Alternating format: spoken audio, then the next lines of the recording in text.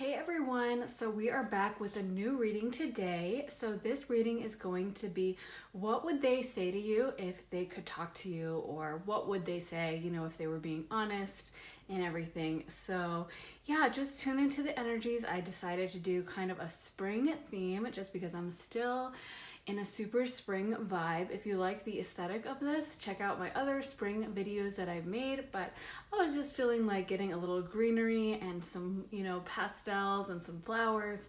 So yeah, we are gonna do it by roses. So we're gonna start with number 1, number 2, number 3, and number 4. So the red is 1, and then go count up from there.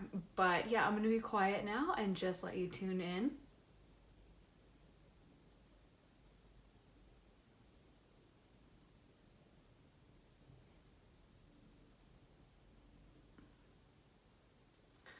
Okay, so hopefully you had a moment to tune into the energy. If you need more time, feel free to rewind and then pause and spend a few more moments with each of the piles and just see which one is calling you.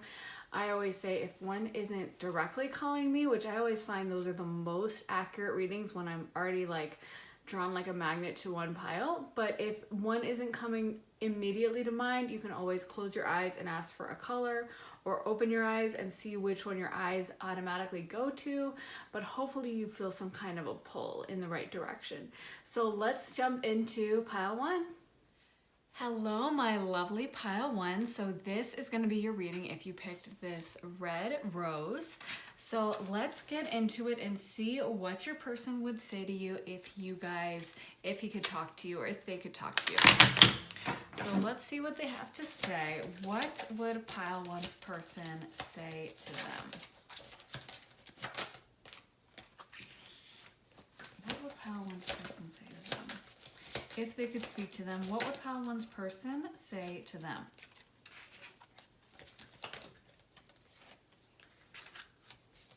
So I feel a lot of love here and a lot of sorrow.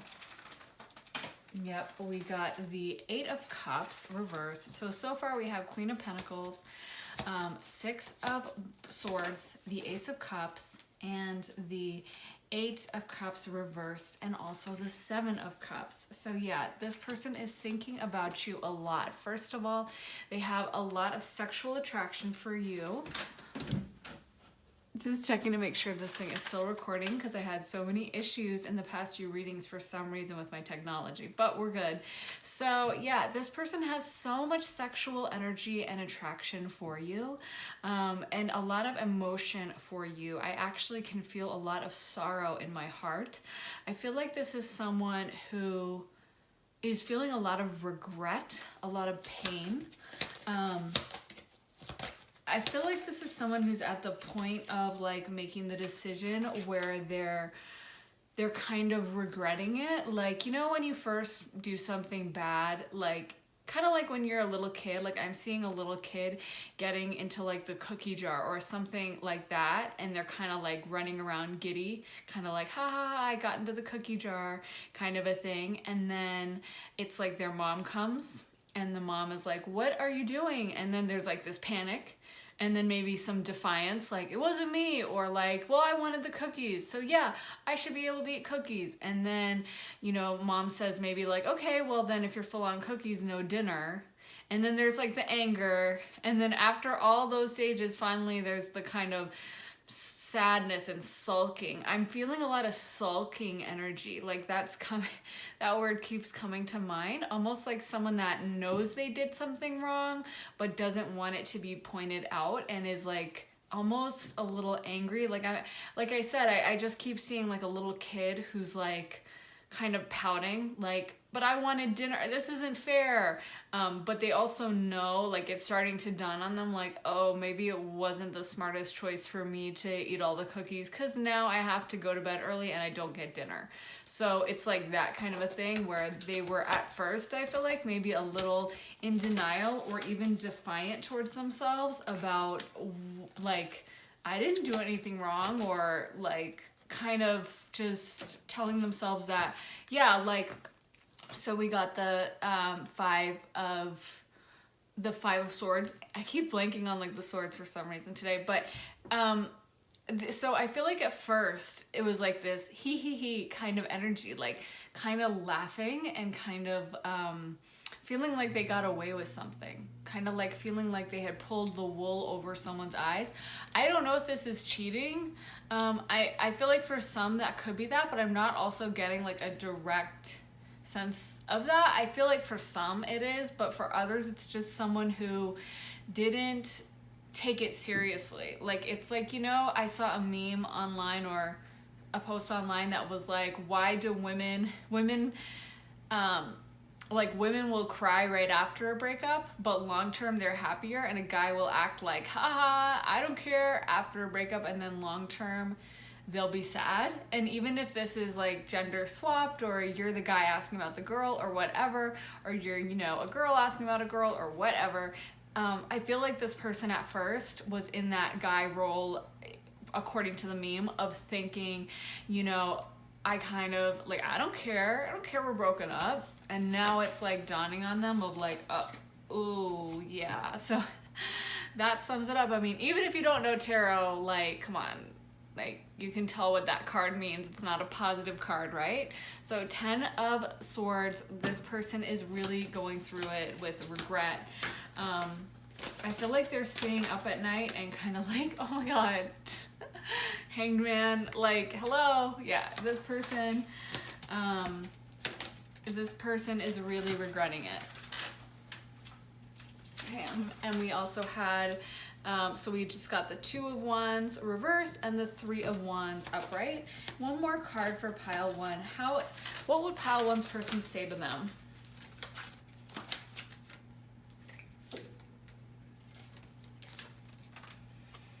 Okay, King of Swords. And I'm feeling, this kind of like popped up. I'm feeling the need to include it. So, Three of Pentacles. So I do feel like for some people, maybe it could be a third party situation where this person, you know, had someone lined up, or were cheating, or moved on really quick, or even they just, after the relationship, it was like they were dating a lot and they were like, you know, kind of like had that attitude of like, I'm done with the ball and chain kind of a thing. You know what I mean? Like, this person, I can see them celebrating and being like really, really flippant and really kind of smug and feeling like, oh yeah, like I'm gonna move on and she's gonna regret it, or he's gonna regret it, like kind of an energy. And now it's like they're realizing it's the opposite. And I feel like, so what they would say to you, I actually don't know if they would say anything, because I think this person doesn't really want to communicate. Like, they feel so stupid in a way. Like, that's how I would put it. If I was feeling this way, I would feel like I felt stupid. Like, I would feel like, oh, I really screwed up. And it's almost like they're embarrassed, or they're resentful that you're doing so well, and they feel like they're not. And they feel like they feel like they really messed up, you know? So it's almost like they wouldn't want to talk to you, even though they are wanting to be with you. They don't want to talk to you because there's this level of almost shame, or I just feel like it's a little immature that this person, they don't want to admit that they were wrong, but they're realizing that they were wrong. So we also got Elephant. A long journey, either physical or mental, will leave you wiser at the end. Actually, what came to mind as soon as I pulled that card, and I literally like hallucinated reading that for some reason, was that, and we also got Clouds, temporary problems, dogs, getting together with friends, and hammock. Actually, what comes to mind for both dog and elephant for me is like memories. I know elephants have some of the longest memories, and I feel like I've read a lot of studies about dogs having memories too, that they'll remember their owners, and you know, they like have a lot of memories of their owners. Like, even obviously it's not like as complex as human memories, but like cuddling with their owner, or their owner, you know, playing a game with them or something. So I feel like this person just is going through the memories a lot. I'm actually seeing that memory thing, I don't know what it's called, from Harry Potter, where I think like they would put the memory in the little, like, it was Dumbledore's thing, and like Harry looked into it. I forget the name. It was one of those like magical J.K. Rowling names. She's so good at coming up with like all the, you know, magical sounding words.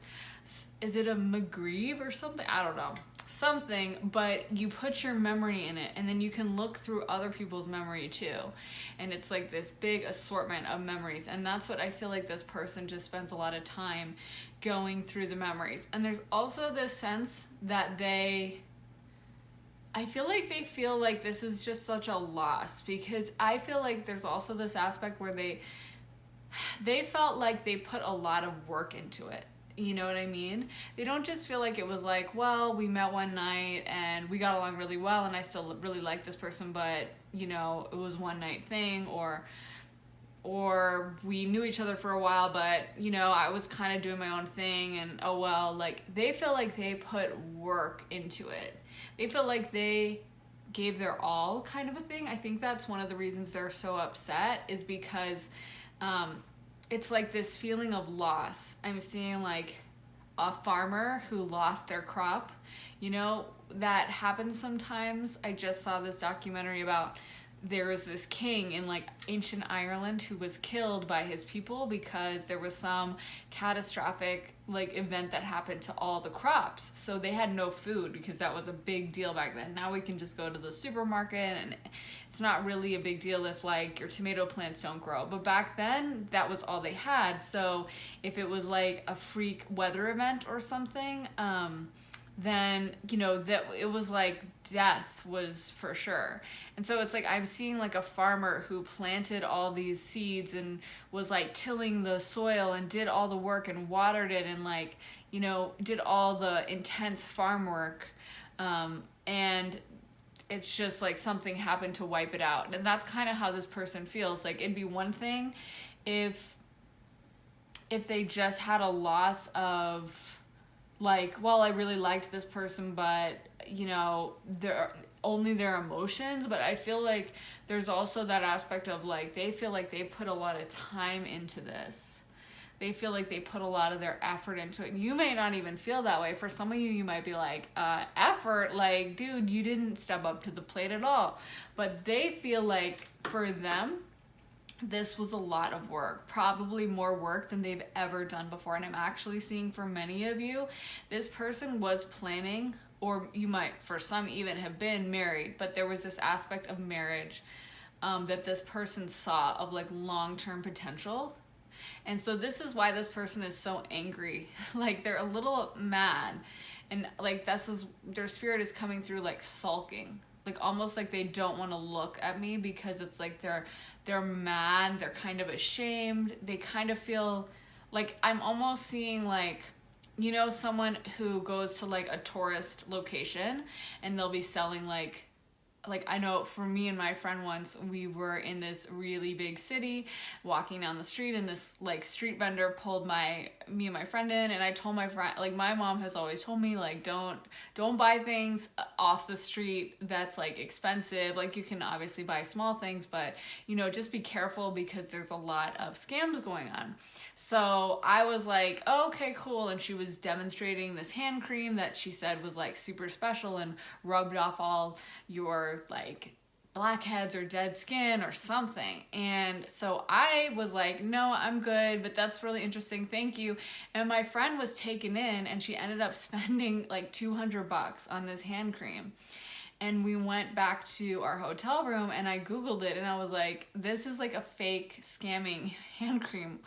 And why did you buy it? Like, I was like, oh my God. I was kind of trying to like make faces at her, like, don't buy it. But she was like really into it. And I feel like that. Like, this person feels, that's such an elaborate story, but this person feels almost like they were scammed. Like, that moment back in our hotel room where I was looking up the, you know, the price, and I was like, it says right here, there was some website talking about like, this is a scam, because I guess like the type of lotion like actually creates like these little black kind of balls that rub off, so you're like, oh my God, there's so much dirt in my skin, but it's just fake.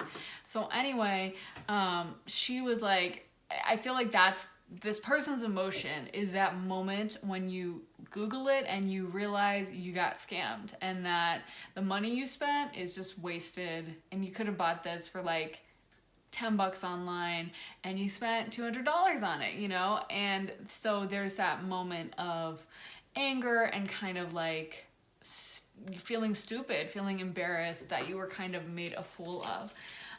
And so I feel like that person is full of that energy right now. So it's almost like they wouldn't want to talk to you because they're still embarrassed and they kind of blame you. We got funnel, period of frustration, lessons to be learned. What would this person say to pile 1? Torch, spiritual development, enlightenment, awareness, and understanding. Apple, temptation will tempt you. And let's get one more. Camel, persevere and you will overcome problems. I also feel like something that's coming along really strong for me about this is this was actually like a spiritual lesson for this person. It was supposed to take place. It's actually like fated and kind of karmic. This person has been a little arrogant, I'm getting. Like, this person is the kind of person that probably thought, like, that could never happen to me. Kind of maybe a little full of themselves in terms of, you know, their opinion of themselves. And so it's like they needed to be humbled a little bit. And I feel like there were times when they did take you for granted and didn't appreciate you the way they should have. That's what Spirit is telling me, is that they were a little self-centered. Like, they just kind of would think about their perspective in things, not you. That's almost why they didn't see it coming, that this was not going to work out, or that, you know, that you were going to be like, you might not, this might not even have been a huge breakup for some of you. It might have been just, it never came to fruition. But I feel like regardless, this person was very full of themselves. And they kind of thought, they kind of have an attitude of like, oh, I've got it in the bag kind of a thing. And I feel like you were the one who, like, they feel at least like you kind of left them, or they feel like, again, stupid. It's almost like you didn't, some of you might have actually directly called this person out and like been like, you know what, I'm leaving, blah, blah, blah.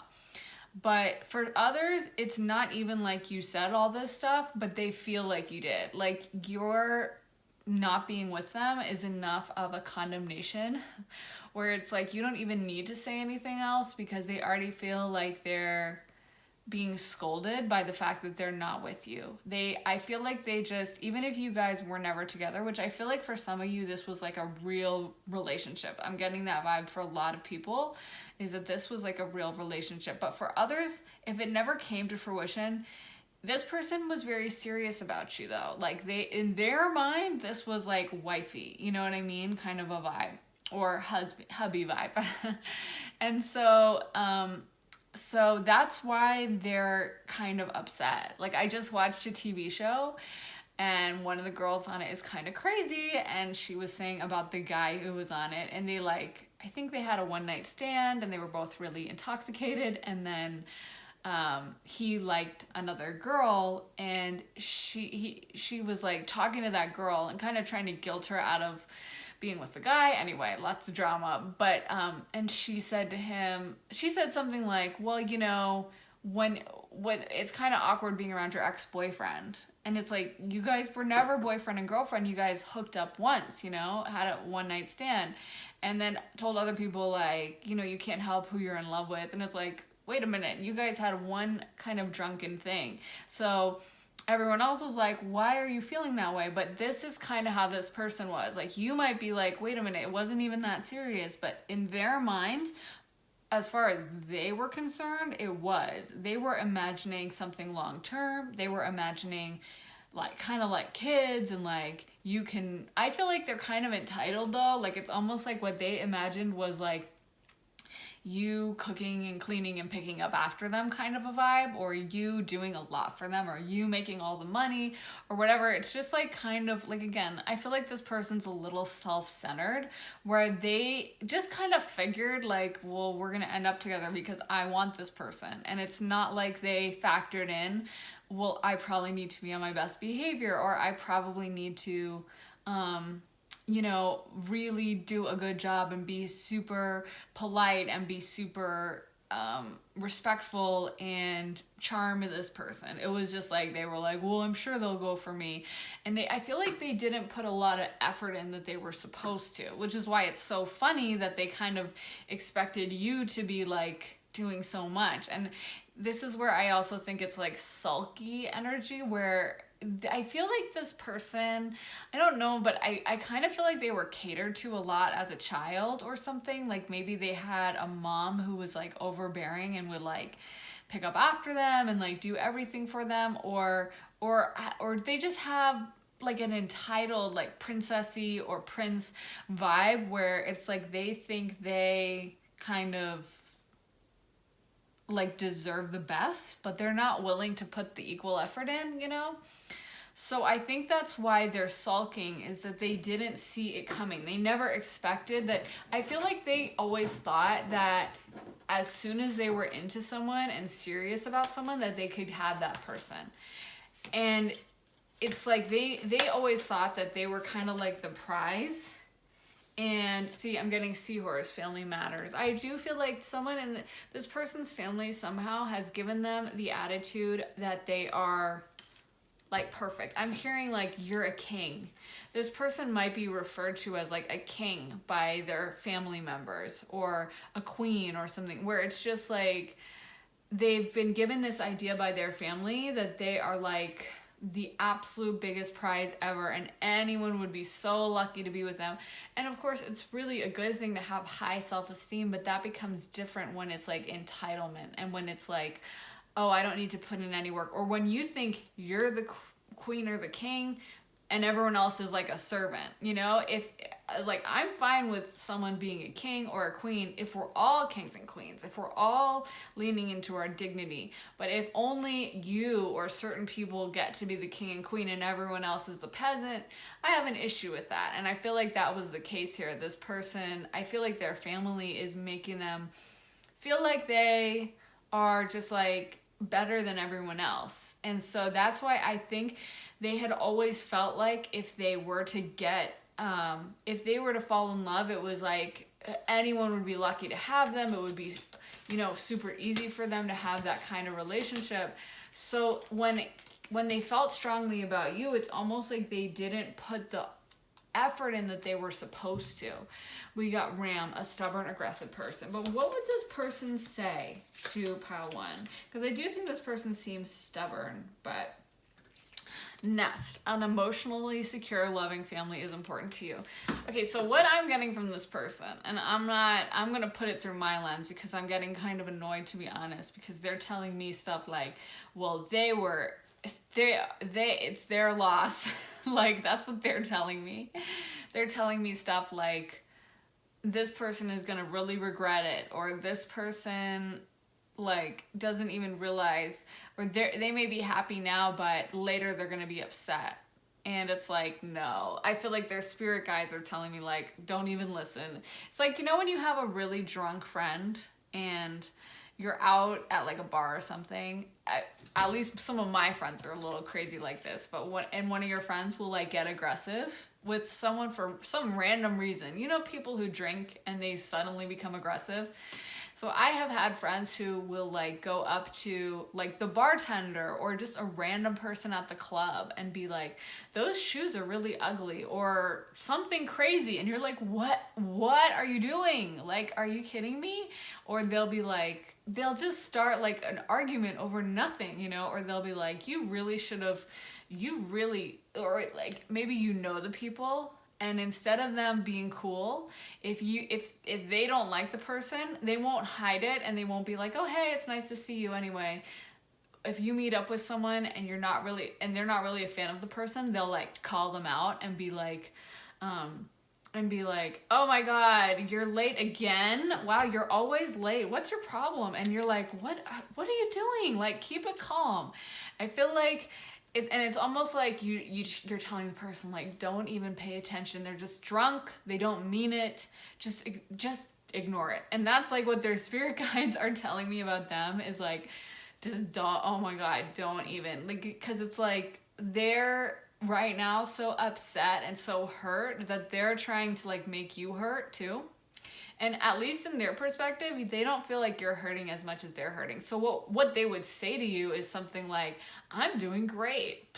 I don't even care. I'm doing awesome. But that's not the honest truth, you know? What their actual feelings are is that they really feel stupid and they really feel like they lost.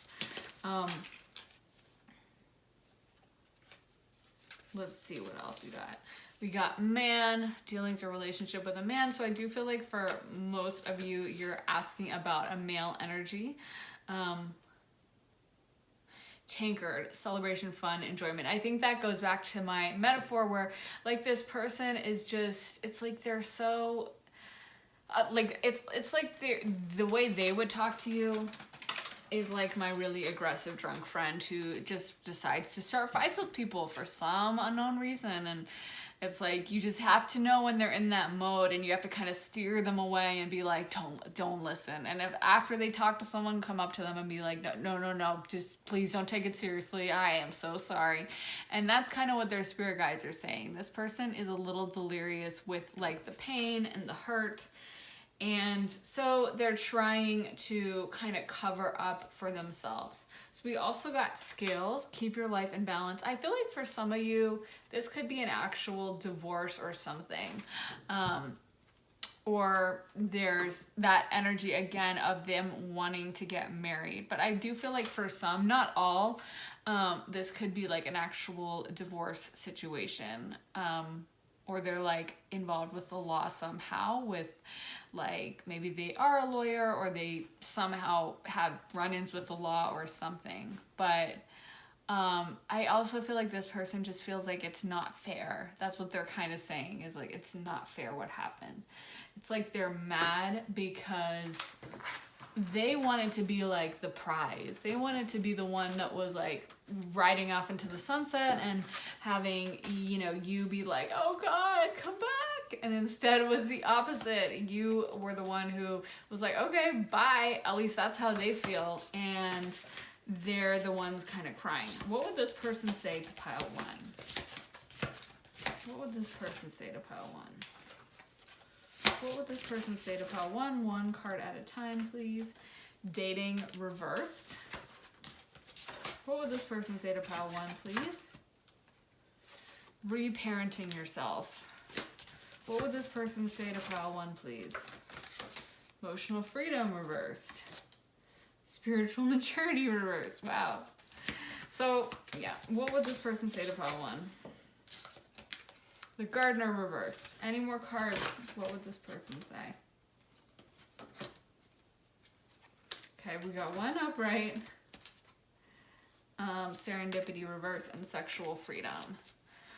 So there's a lot here because I pulled a lot of cards. I get so into the card pulls. Sometimes I'm like, then I afterwards have to go through each of the cards, but basically, so I'll start with the first one. This person doesn't want you dating other people. They don't want you, they don't like the idea that this is something this person thinks a lot about, is just like you being on the dating market, you dating other people, and they're very jealous of that, and they don't like the idea of it. In fact, it makes them angry. I'm feeling a lot of anger.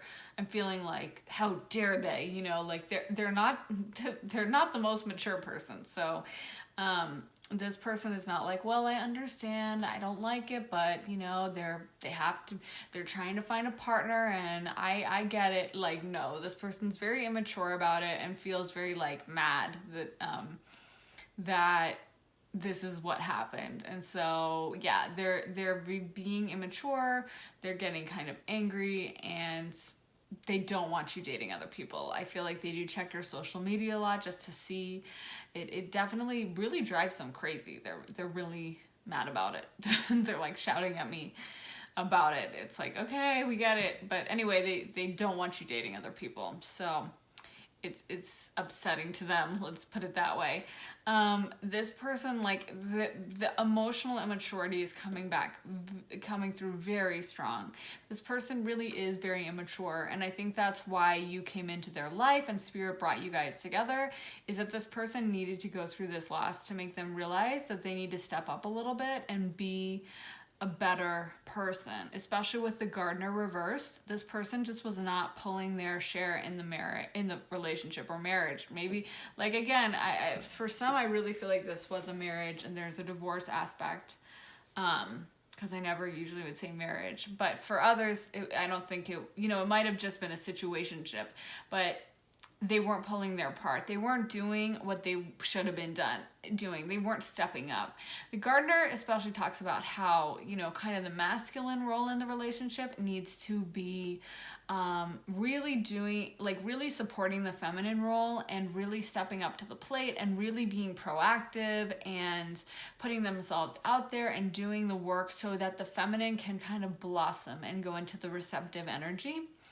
And this person wasn't doing that. So even if you guys were never together officially, that's why. Because this person isn't the type to step up to the plate, to put themselves out there, or to even, I just feel like they're just not the most mature person. I feel like if you guys got into conflicts or fights, this person was the type to like sulk and automatically blame you. It's almost like even if it wasn't a fight, it's just like, I feel like this person is the type to get in like a bad mood and blame everyone around them.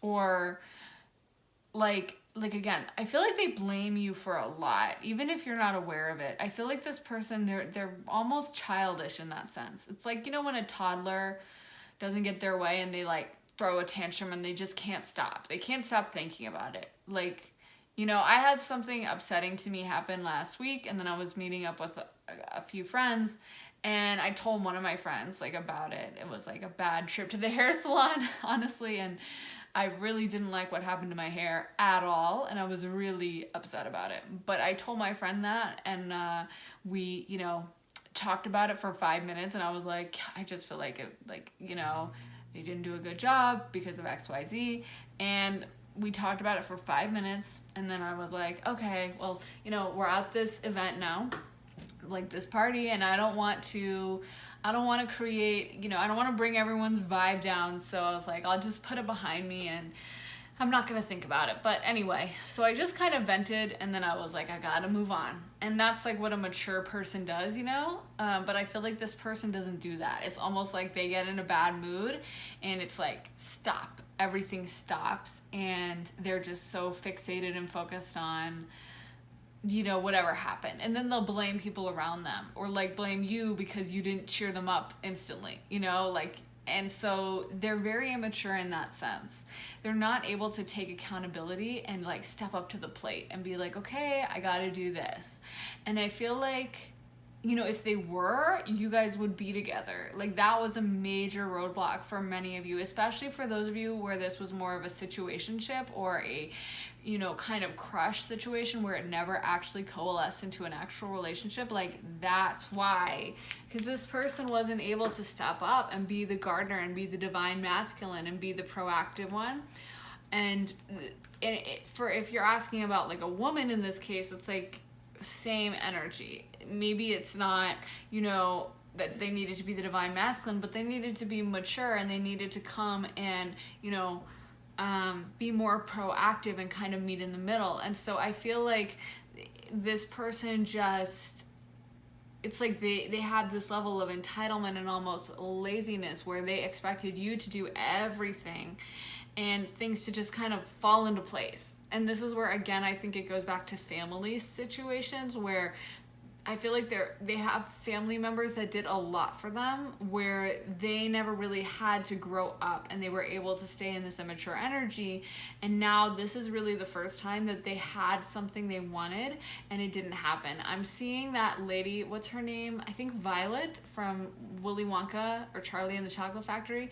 And she's like, Daddy, I want it. And that's my horrible British accent, but and she's like screaming that, that's what I feel like this person is like they're they're just, even if they didn't have like a super wealthy family or a super proactive parents, there's this energy about them being stunted and spoiled by their family somehow, even if it was just an attitude their family gave them. And so they weren't able to grow. And so this person is just upset about it. They do psychically reach out to you a lot. So you probably feel them a lot, you know, their energy, they're constantly like reaching out to you. In fact, I would probably look into putting up some energy barriers, just because I feel like this person, their energy is not the most evolved, and I wouldn't want someone so immature contacting my energy field.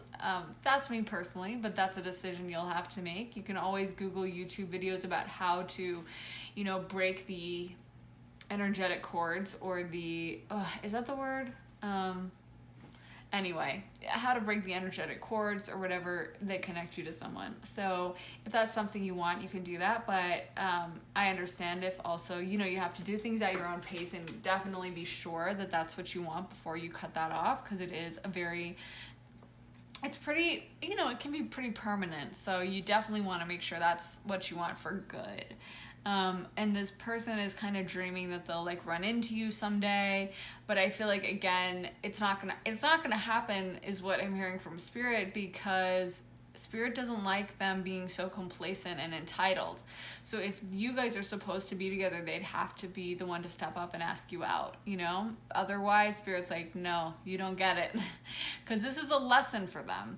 They're very sexually attracted to you, but, you know, they need to move past that into something more. Let me pull some of my little cards. What would Pile 1's person say to them if they could tell them something?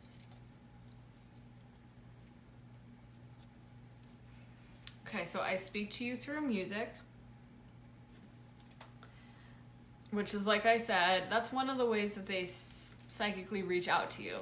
And they do that a lot, like I said. So, yeah, so that can be through like you driving along and there's a song that reminds you of them, and like it randomly comes on the radio whenever you're driving, or just like a bunch of, you're going through your Spotify or your like Apple Music, and like, you know, it's like all these songs that remind you of the person come up. That's them trying to communicate with you. So I am trying to move on from you. What would this person say to Pile 1 if they could? I need you. Yeah, that's the honesty. I am trying to move on from you is what they would actually say to you. And I need you is what they actually feel inside. You are mine.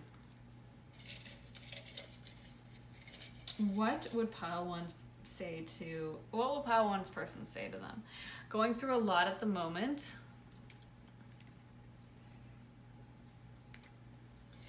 What would Pile 1's person say to them?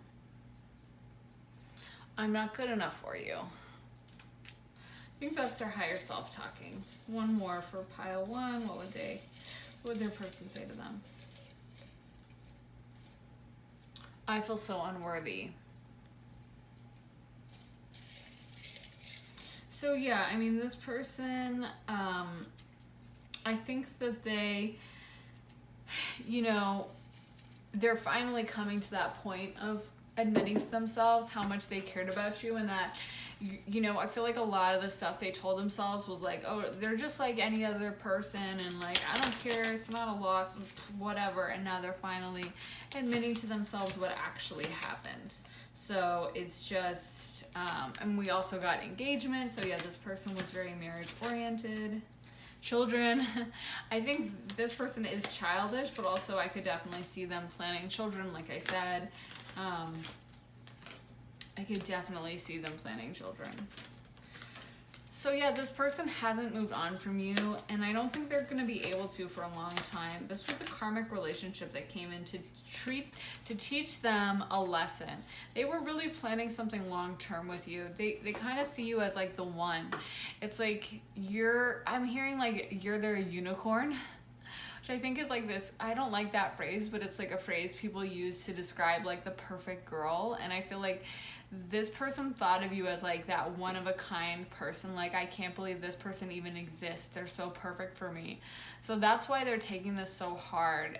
The fact that they can't be with you, it's almost like a child who has had their toy taken away from them, and now they're screaming at the top of their lungs, and they're just like tantruming, and they're just really upset, you know? And so, yeah, this person is dealing with it pretty immaturely, but it's because of the depth of their emotions towards you. They really did like you and see something long-term with you. And so that's why this is like a really difficult loss. We got higher power. So again, this was like a spiritually orchestrated situation that was supposed to happen to make you guys, to make this person grow specifically.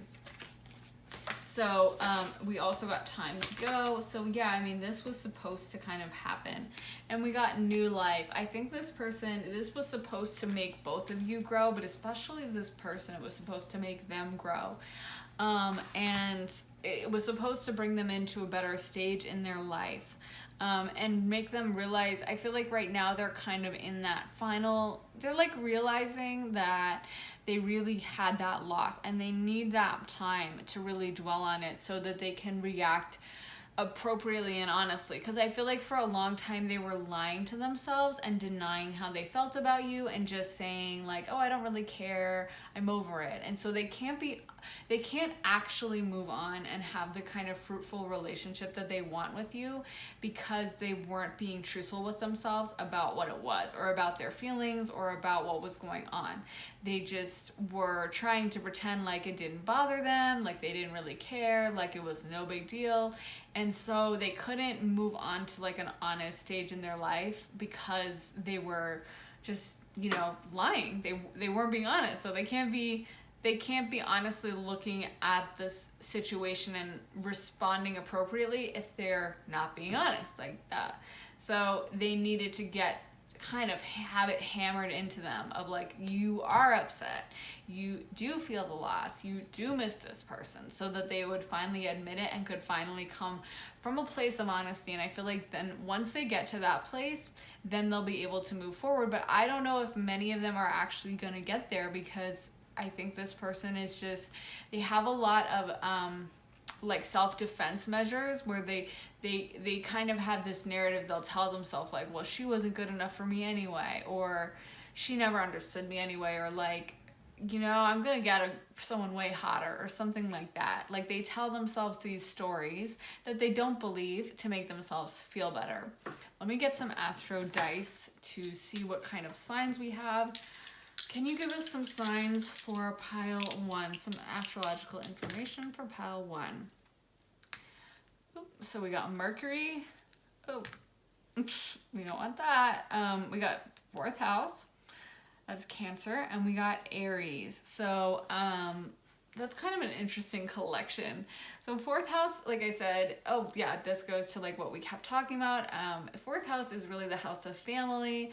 So yeah, there's this big emphasis on this person's family and how they've been treated by their family has influenced their mindset and mentality and kind of stunted their growth. Like, it's good to have a mom that cooks you cookies and, you know, makes you like a nice dinner every night, but then it can also make you really entitled. And I feel like that's what happened here, where this person is just kind of, no matter what their parents were like, because for some they might have even had negligent parents or absent parents, but their parents imbued them with this sense of, I'm better, or I deserve the best, or I don't really have to do much because I'm already great, kind of a thing. And it hasn't served them well. So this is like a major factor in their life that they have to get over. And I think their feelings for you has helped them get to that point.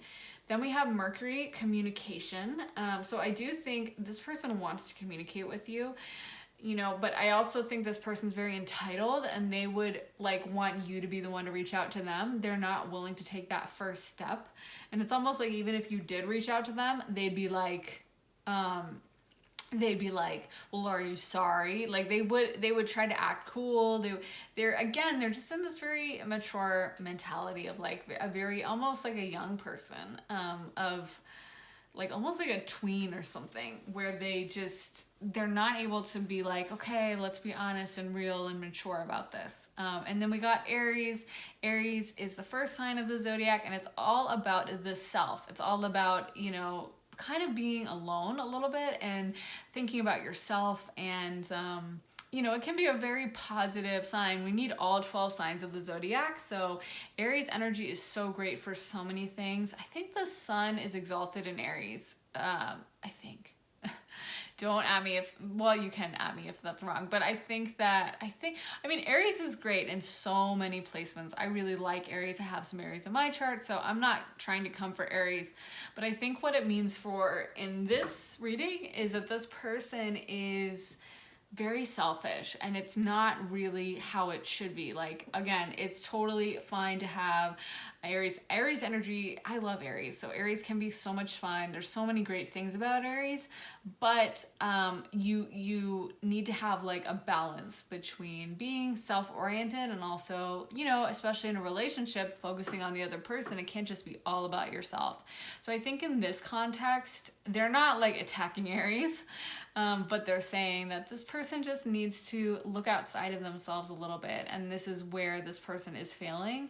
So yeah, so what this person would say to you, I think, is definitely kind of like taunting or being like, I don't care about you at all. But what they're actually feeling for you is a lot of loss, a lot of hurt, a lot of pain, and a lot of anger or sadness towards you about why did this person leave me, and being sad, sulking, kind of crying. Like, I could see this person like watching sad movies and like listening to sad music and like crying into like their tissues, like, Elle Woods in Legally Blonde when Warner breaks up with her and she's just like watching TV with a box of chocolates, and then some guy on the TV screen says, I love you, and she like throws it at her chocolates at the TV, and she's like, liar. Like, she's so upset and she's just sulking and kind of can't like, that's what this person's energy a little bit. They're just very stuck on you and unable to move on. I don't even think other people can enter their headspace,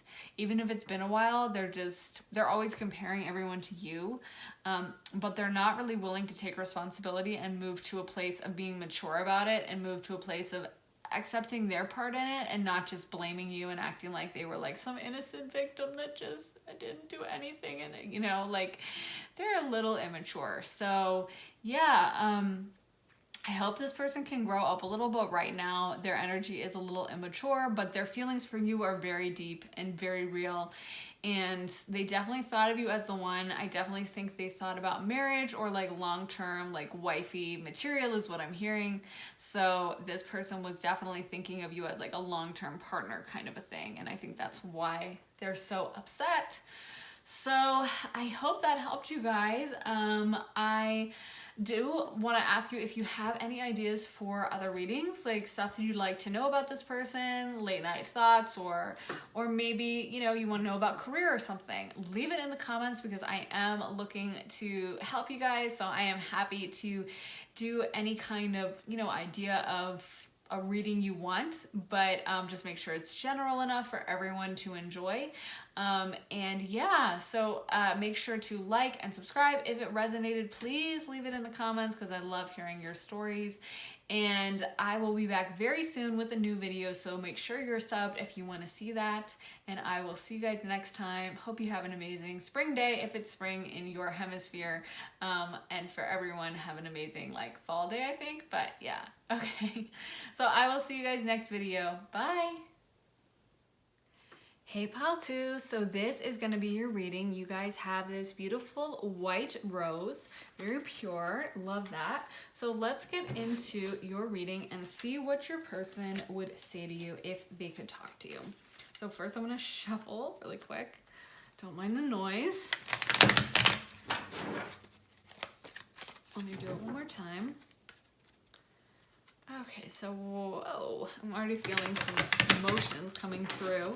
What would pile 2's person say to them? What would pile 2's person say to them?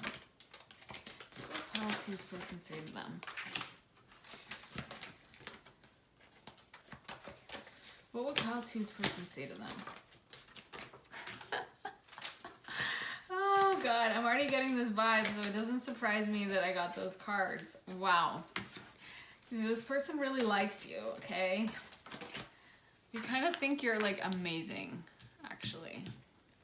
What would pile two's person say to them?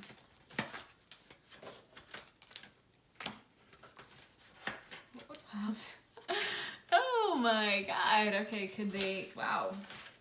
They're not being shy about their feelings. We'll say that. What would pile two's person say to them?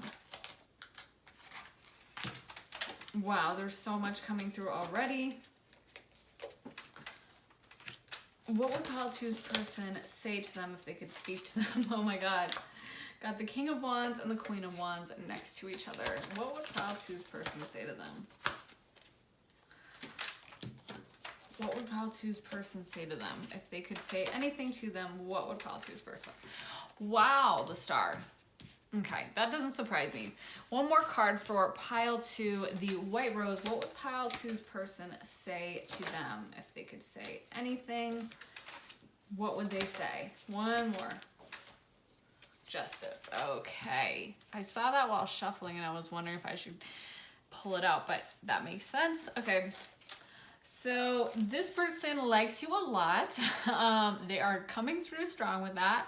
I mean, even if you don't really know astrology or tarot, you have to know like the High Priestess and the Empress, one after the other. These are the two most powerful female archetypes in the deck. So this person sees you as just amazing, like queen energy.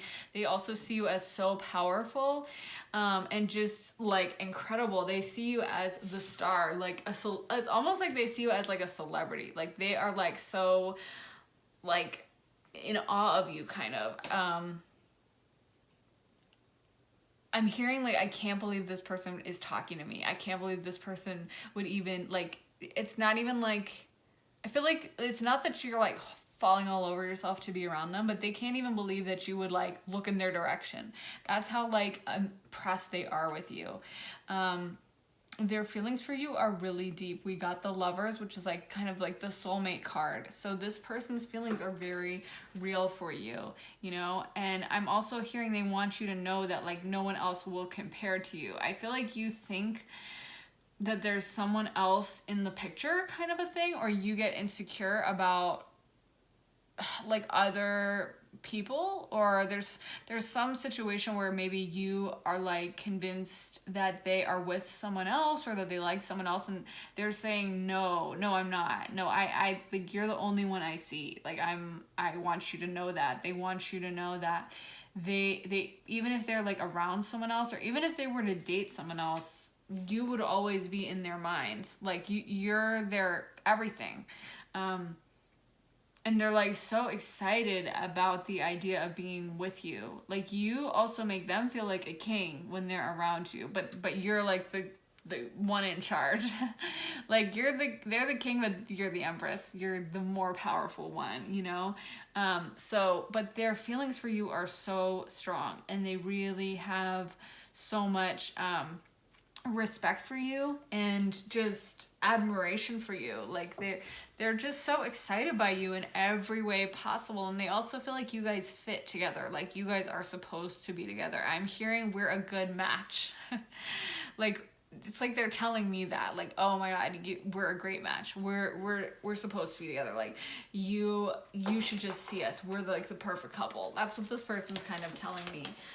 They also saw like marriage with you, or could see marriage still if they had their option. We got Bull. Do not back down from opposition. Show strength and fortitude. And Haystack, karma, you will reap what you have sown. But I'm hearing this person, like they want to come for you like a bull, like coming for like the red flag or whatever in like the bullfighting or something. Like they are like so determined to be with you that it's like they just can't stay away from you. I dropped a bunch of cards, so I'm just pulling them now. We also got Fly, a period of ill health, depression. Box, you will receive a gift. January, so that might have some relevance for you. It might be when you guys met or a birth date for either of you. Bowl, plenty of material things. Finger, warning you of a problem either now or in the near future. And crib, birth or conception of a child or enterprise. So first of all, what's coming through really strong is just how sexually attracted this person is up to you.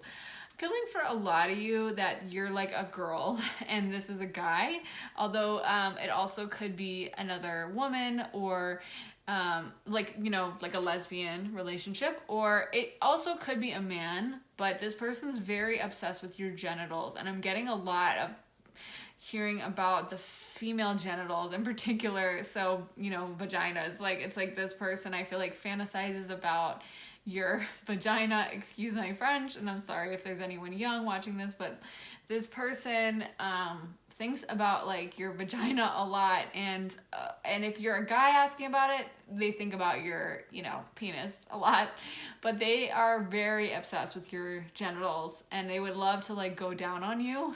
Sorry, I don't mean to be so graphic, but that's just what they're telling me. It's like I don't make this stuff up. That this is what they're telling me, so I just have to communicate it. I mean, they've come through with that many times, so they're just very sexually into you, and they fantasize a lot about that body part. They fantasize a lot about what it would be like to have sex with you, and even, you know, being with you in like a marriage or even having kids. But they're very sexually attracted to you, and I'm kind of hearing this is so like raunchy. I'm sorry, because I didn't mean this to be, I don't even know, like, this is not like a I didn't ask like what's their sexual fantasy reading, but this is what they want to talk about, so I'm gonna try to keep it really PG, but it's hard. This person's like really being raunchy. I'm hearing they want to mark their territory, so you can imagine whatever that means, with, you know, certain fluids. Maybe it kind of would look like that.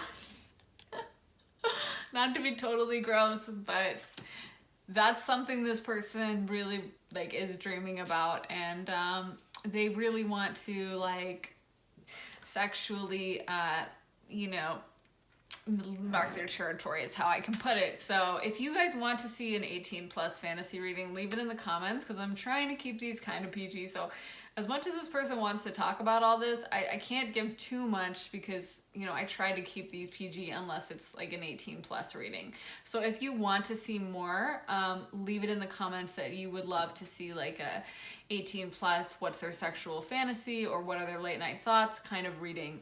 So yeah, I'm gonna try to move on from that subject, but just so you know, they definitely fantasize about your body and about sexually kind of marking you, if that makes sense. So anyway, let's move on and try to keep it a little more kid friendly, and not so rated X. So yeah, this person thinks about you all the time, sexually fantasizes about you, has so much like energy for you. They really, you know, I feel like they would do anything for you. Like they could just be with you. It would be, that's their idea of like paradise, you know? So I dropped a bunch of these cards. They just always fly everywhere. But let me pick them all up. Okay, so we got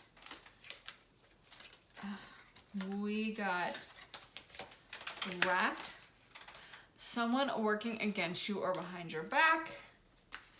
Owl, good advice from a wise person. Pale, time to get out of a relationship. What would pile two's person, the white rose, say to them if they could say anything?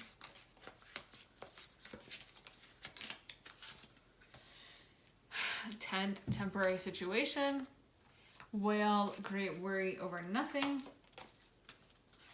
Lily, spiritual love. Skull, hidden secrets can harm you.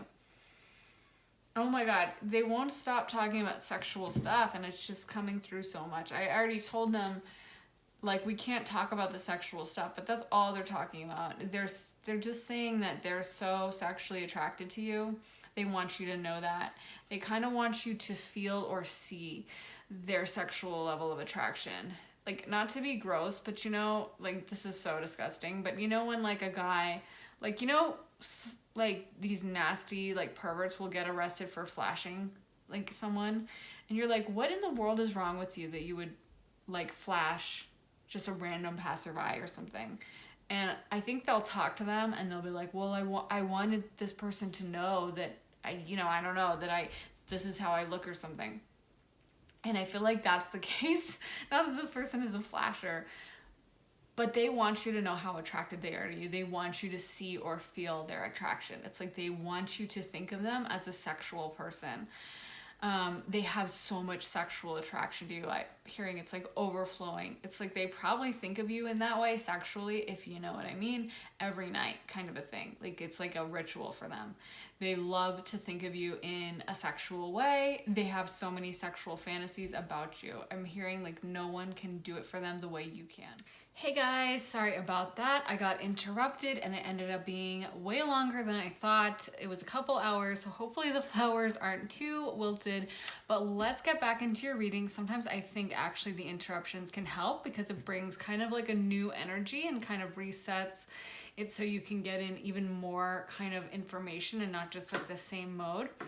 But yeah, so this is a very interested sexual energy. This person has a ton of sexual interest. Like the feeling I'm getting is just so much interest in you. Just so much attraction, so much interest. It's just like they're almost, like I said before, you're like a celebrity to them. And now I'm hearing I'm your biggest fan. So this is really how this person feels. Like they see you as just so amazing. You could imagine like if someone who was a big fan of like Shawn Mendes or Justin Bieber got to meet them, the look on their face and like almost like hyperventilating and being like, oh my God, it's really you. Like that's kind of how this person feels towards you. They are just so like impressed by you and jazzed about you, but they're also like, it's funny because they're kind of acting like a fan, but then they're also being like, no, they're mine. And they're kind of possessive a little bit, like towards me almost. I'm hearing like, no, they're mine. It's like, okay, I'm not, I'm just the tarot reader, but this person I feel is very protective of your energy. They kind of want you all to themselves, and they also know that you guys have this kind of mental connection. I think that they send you a lot of their emotion and like mental slash psychic messages. And so because of that, it's almost like they feel more possessive. Even if you guys haven't had like a real relationship, in their mind, it's like you guys are connected, and you might be like, well, I haven't talked to them in forever. And they're like, but we talked last night, kind of a thing. Like in the spirit world, they might not consciously know they're doing that, but like subconsciously, it's like they just feel very connected to you. And I feel like even like if something bad happens to them, they think of you, if something good happens to them, they think of you. It's kind of like if they see a movie and they're like, oh, that was really good. They'll like have a conversation with you in their mind about like, I really thought the acting wasn't that good, but the special effects were really cool. It would have been a lot better if they had brought in the actress who was fired. She was really good in that role, and it was kind of missing without her. Like, you know what I mean? I feel like they have almost like conversations with you, or anything that happens to them reminds them of you, and kind of like they wish they had you in their life so that they could like run these things back and forth. And I feel like even though you guys might not be like in contact for all of you, because I feel like for a lot of you, this is not someone you're actively in a relationship with. I mean, take it as it resonates, and if you are in a relationship with someone, like know that this person is like all about you, and it's pretty exciting. But I feel like for many of you, this is someone that you're not actually in a relationship with, and so this person just kind of like obsesses over you a little bit, and they kind of dream about what it would be like to talk to you. They send you kind of mental messages. So it's almost like even though you guys aren't communicating on a daily basis, they feel super close to you. They feel like they know you, sexual freedom. So yeah, this person is super sexually attracted to you. What would pile one's person say to them? What would pile one's person say to them? Wow, so they see you as just like perfect. They see you as like the most beautiful person on the planet, kind of. And they see themselves, so we got distorted masculine. They see themselves as very like subordinate compared to you. I'm hearing that word, subordinate. They see themselves as just like less than you. I'm almost getting like, this is so bizarre, and I'm not saying you are this way, but I'm almost getting like a dominatrix sub vibe where like, it's like they see you as so amazing. Have you seen that memes where those memes of like the guys like who will pay a woman money or something just to like, there's some meme of, I don't know, it's like I guess a dominatrix or something, and she's opening the door for this guy and he's like hunched over and he's handing her money, and then she's like, well, what do we have here? And then she slams the door on him, and it's just so kind of bizarre, but like I guess that's their dynamic that he pays for, is he just feels so much like less than her, and he likes that. He likes the fact that she is like so much better than him. And I'm not saying it's fully that, but it's like kind of like that vibe. Like this person actually really, a lot of the time when you see someone who feels less than in a relationship reading, it leads to like a lot of resentment, a lot of issues. Like the person who feels less than doesn't like it. They can, you know, be like really afraid of it, or just it brings up negative energies. But in this case, it's like they're loving it. They love the fact that you just seem like better to them.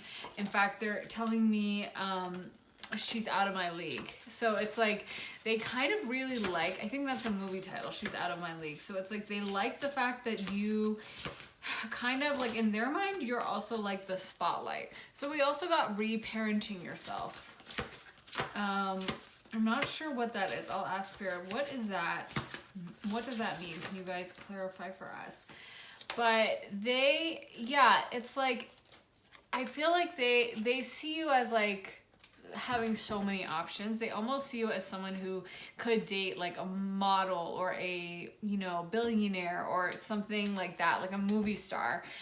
So the fact that like they've been able to interact with you is just like incredible to them. I'm seeing like you guys might be Leo or something, but I'm seeing, or you might be involved in the public eye in some way. I'm seeing like a woman on a red carpet in like a red dress, and like paparazzi flashing their camera lights around her. That's kind of how they see you, just as like this kind of dream sex bomb icon. And it's like they're just so excited that you picked them. So it's like in their mind, you might not feel that way, but that's how they consider you, even in your like friend group, or if you met them, you know, at work or at school. In their mind, you're like the star of the school. You might not be aware. I'm getting the vibe that most of you are someone that has a lot of like attention on you. Like I feel like you're not like the mousy person that, you know, it's like in the movies where there's like that, like in like She's All That, how she was like really mousy and kind of no one noticed her until Zach came around and like did the bet and then took her out, and then everyone was like, oh, she's really cute. But it was like everyone had just overlooked her before, and like that's not the vibe here at all. You are like, I feel like even if you're not someone that dresses up, you're someone that people have a lot of crushes on you. You're used to a lot of attention, whether you like it or not. Like I feel like even if you were to dress down, you'd still have people who have crushes on you or are interested in you. It might be even something like you don't like. Some of you might like it and take what resonates and leave the rest, but I feel like some of you, like, it's not even something you try for, you know, it's just like wherever you go, you kind of end up having attention on you somehow, and this person sees it. And even if you're not the type to like seek it out or dressed up to the nines or put on a, you know, really thick amount of makeup, even if you're just going outside and looking kind of like plain, it's like, or, you know, dressing kind of plain, people will still look at you and take notice of you. And so this person really likes that about you. They feel like it's like almost like you're a trophy on their arm. But I don't think they mean it in like a degrading way. It's just that it's like they're high-fiving themselves and they're almost bragging to themselves. It's like they're bragging to me. Like, this might not even be accurate for some of you, but this is what this person is telling me. It's like, no, everyone had a crush on them. Everyone wanted them, but I got them, kind of a thing. This is how this person views you, is just as like a prize or as the very top of the heap, almost like a queen. I'm seeing like Marie Antoinette. So like, you know how in the movie by Sofia Coppola, she had she had like the king that she was married to, but then she had a lover on the side, and she'd throw these parties, and it was like she was just this star and all the press would write about her and stuff. And that's like you. Like, even if you don't like that or seek it out, that's how this person sees you, and they feel like them being with you is like proof for them of their value and stuff. I feel like this is almost like healing wounds for them. Maybe that's where reparenting yourself comes from for them, is where like your interest in them has given them such validation, and they're just so happy about it. It's almost like a feeling of like having won the lottery or something. Like, this person is just so excited that you're interested in them, that that they can be around you. It's just like, they're like, again, I keep hearing like I'm their biggest fan. And like, again, we have a lot of sexual cards. So, I mean, I don't mean to beat a dead horse. And like I said, I'm trying to keep this reading very PG and kid friendly. I mean, I don't know, maybe that ship has sailed, but I'm trying to keep it, in case like a person under 18 stumbles across it, that they can watch it. But I mean, this person just keeps bringing up the sexuality. I feel like this is just like, they are just so sexually into you that it's almost hard for them to talk about anything else, because they are so like turned on by you. They just see you as like a sex bomb almost. Like, they just see you as, I'm hearing like, what did John Mayer say about Jessica Simpson's sexual kryptonite? That's how they see you, as just like this incredibly sexually powerful person. So for them, that's just something that takes up a lot of their time and mental energy, is thinking of you in those terms. This person also, I feel like it's almost like they want everyone to know, you know what I mean? That you're into them, that you like them. They want people to be aware of like what's going on between you guys. Let me pull some more cards to see what does pile one's person, what would they say to them? What would pile one's person say to them? Come to the edge. I'm hearing you drive this person crazy. Like, this person has never experienced anything like you and how you make them feel. Like, I'm feeling like almost like it's a school crush. I'm feeling like, yeah, like this is almost like they've never felt this way before, or when they did, it was like when they were really young. And for some of you, I feel like for some of you, not everyone, and take it as it resonates, but for some of you guys, I feel like it's almost like you're not a teenager, you're not that age anymore, and yet this person have brought up all these emotions for this person and made them kind of giddy. I'm actually getting the vibe. I know I said earlier this person said that there's no one else, but I'm actually getting the vibe that even though they said that, maybe for some of you there is, like, this could be a third party situation where they're with another partner or something. But what I'm hearing is they never felt this way about their partner ever that they feel about you. And of course, it's a general reading, so it's not going to apply to everyone. But I'm feeling like whatever this person has experienced in other relationships, it just doesn't come close to how they're feeling towards you. And almost you being in their life has made them realize how subpar their other relationships are or were, where it's like they could tolerate it before, or they could like date around before, but now it's like they've had filet mignon is what I'm hearing, and now they can't go back to dog food. Not to be really harsh, but you know, no offense to the other person, but that's kind of what they're telling me, is like they it's almost like they were living in black and white. Like I'm seeing the scene from Wizard of Oz where they were in black and white, and then they swap out into color, it like spins around and they go to Oz or wherever, and everything turns into color. And that's like what you've done for them, where before they realize now that it was a very dull existence, and you coming into their life has suddenly opened it up to a whole new world. What does pile one's person, what would they say to them? What would they say to them? Unfinished symphony. So we got exchanging gifts, round and round, unfinished symphony. I feel like this person, first of all, they would love to give you gifts. They would love to kind of spoil you. Like they feel like, again, this is what you deserve. It's almost like they're upset that they don't have more money. You kind of make them feel poor because, again, they see you as someone who could date like a prince or a movie star or a billionaire, you know.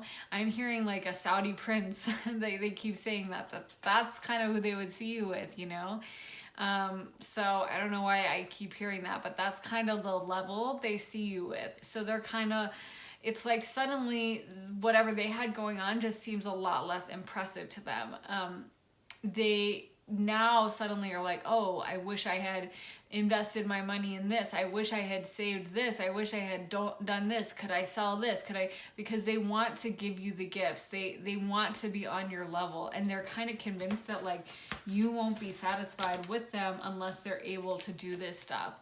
I'm hearing that you guys aren't finished yet. That's what the unfinished symphony is. I'm hearing that line from The Notebook that's like, it's not over, it still isn't over, or it wasn't over, it still isn't over, and then they kiss and it's so romantic. That's kind of what I'm hearing for you guys, is like this is just, to them, this is like just beginning. Even if you have tried to cut things off, they're not in that stage. I can feel their emotions coming through as like such a new love. That's why I'm kind of like, because a lot of times with these readings, you know, what comes up is like sorrow, or a lot of times people do these readings when things have ended or when things have been really difficult. And so they're kind of checking in that way. Like, you know, it's not so much during the like very honeymoon stages a lot of times that people will do these readings.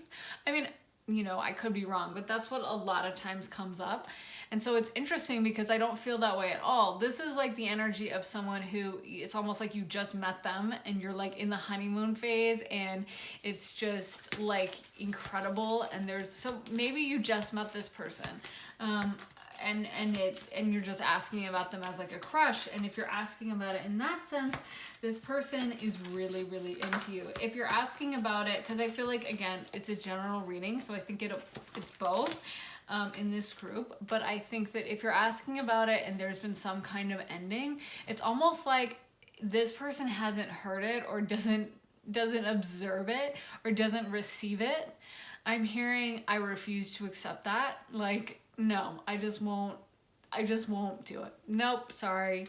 So it's like, if you've tried to end things, or if you've tried to be like, listen, or if there was some reason why you guys didn't work out, or a fight or anything like that, this person is not, it's not taking that in. This person is kind of just ignoring it. It's like it didn't even make a dent, you know? It just kind of brushed off them. It's almost like they didn't even notice, you know? To them, this is still like a brand new relationship that has so much potential. And so they are not feeling the vibe of like an ending, or it's over, or it didn't work out. That's not this person's emotions right now.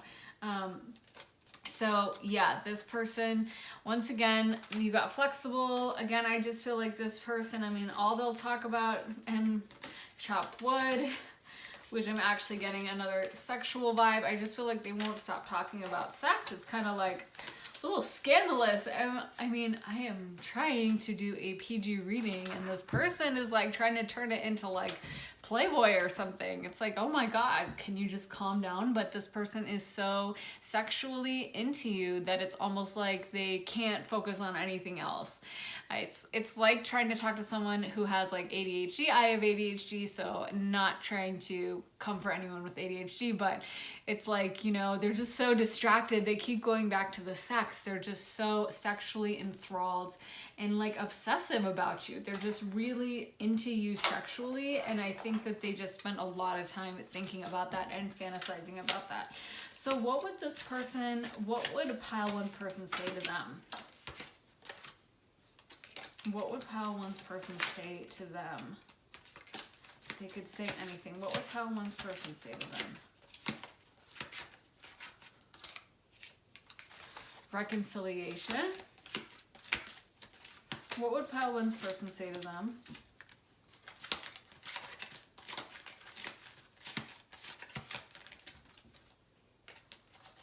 Worth waiting for. Passion.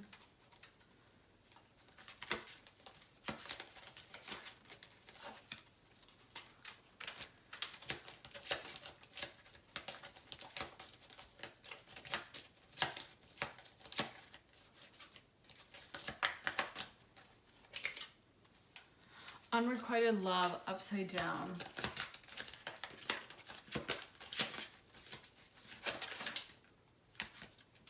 Trust. So they really want you to trust them. They really want you to trust them, but then I'm also getting chemistry and pay attention to the red flags. So I'm starting to think maybe this person in some cases did do something, or maybe this person has someone on the side for some of you, or just they did something that they didn't notice, or that they did that wasn't good. I don't know where notice came from. And now it's like I'm almost hearing like they didn't notice it. And that's why I said that. That's why I slipped up. It's because like they're almost, in their mind, it's like a blip on the radar, you know? Like, have you ever had an argument with someone that was like a really big deal, and then you go to talk to them about it and you're like, okay, we obviously need to talk about this. And the person's like, what? And you're like, are you being funny? And they're like, no, like, what do you mean? Talk about what? And you're like, are you kidding? And you realize that they don't actually realize it was a big deal. They didn't realize how upset you were or something. So I feel like for some of you, this person's kind of acknowledging that they did something wrong, or they have something, I don't know. I think it's because it's general reading. So I think it depends on the person. Let me tune into spirit for a moment and see what they're saying.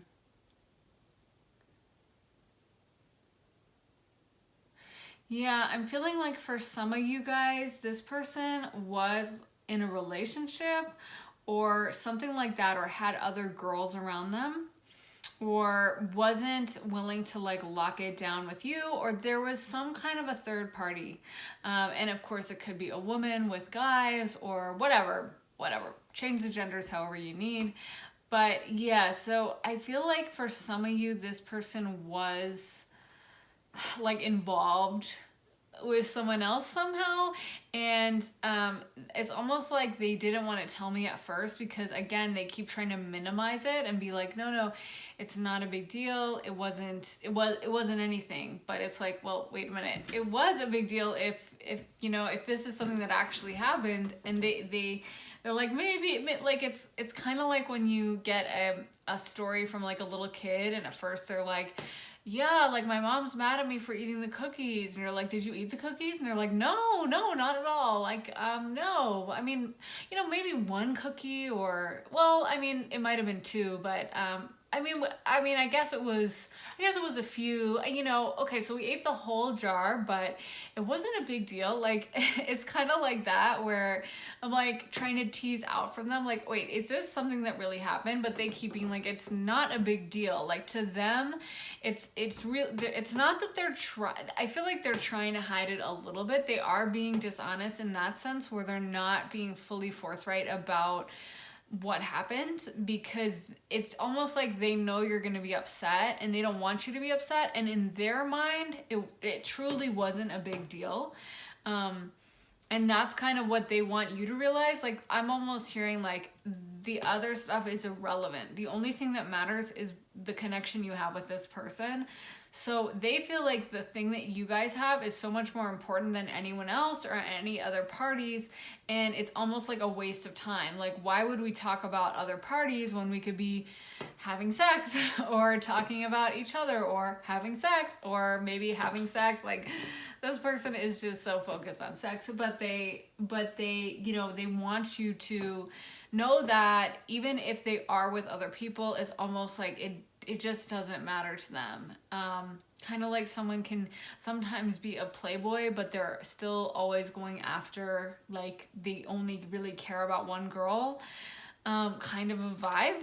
But I don't know, because this person, I feel like they've not been fully honest with me, so it's kind of hard to know how much to believe of that. I don't want to fully be like, yeah, exactly, so you're overreacting, because I'm like, well, why didn't you guys tell me at first? Like, what is the truth of this situation? But this is how they're presenting it. It's almost like they're trying to present a very edited view of things to me, because they don't want you to know anything bad about me. Like, or excuse me, they don't want you to hear anything bad about them from me.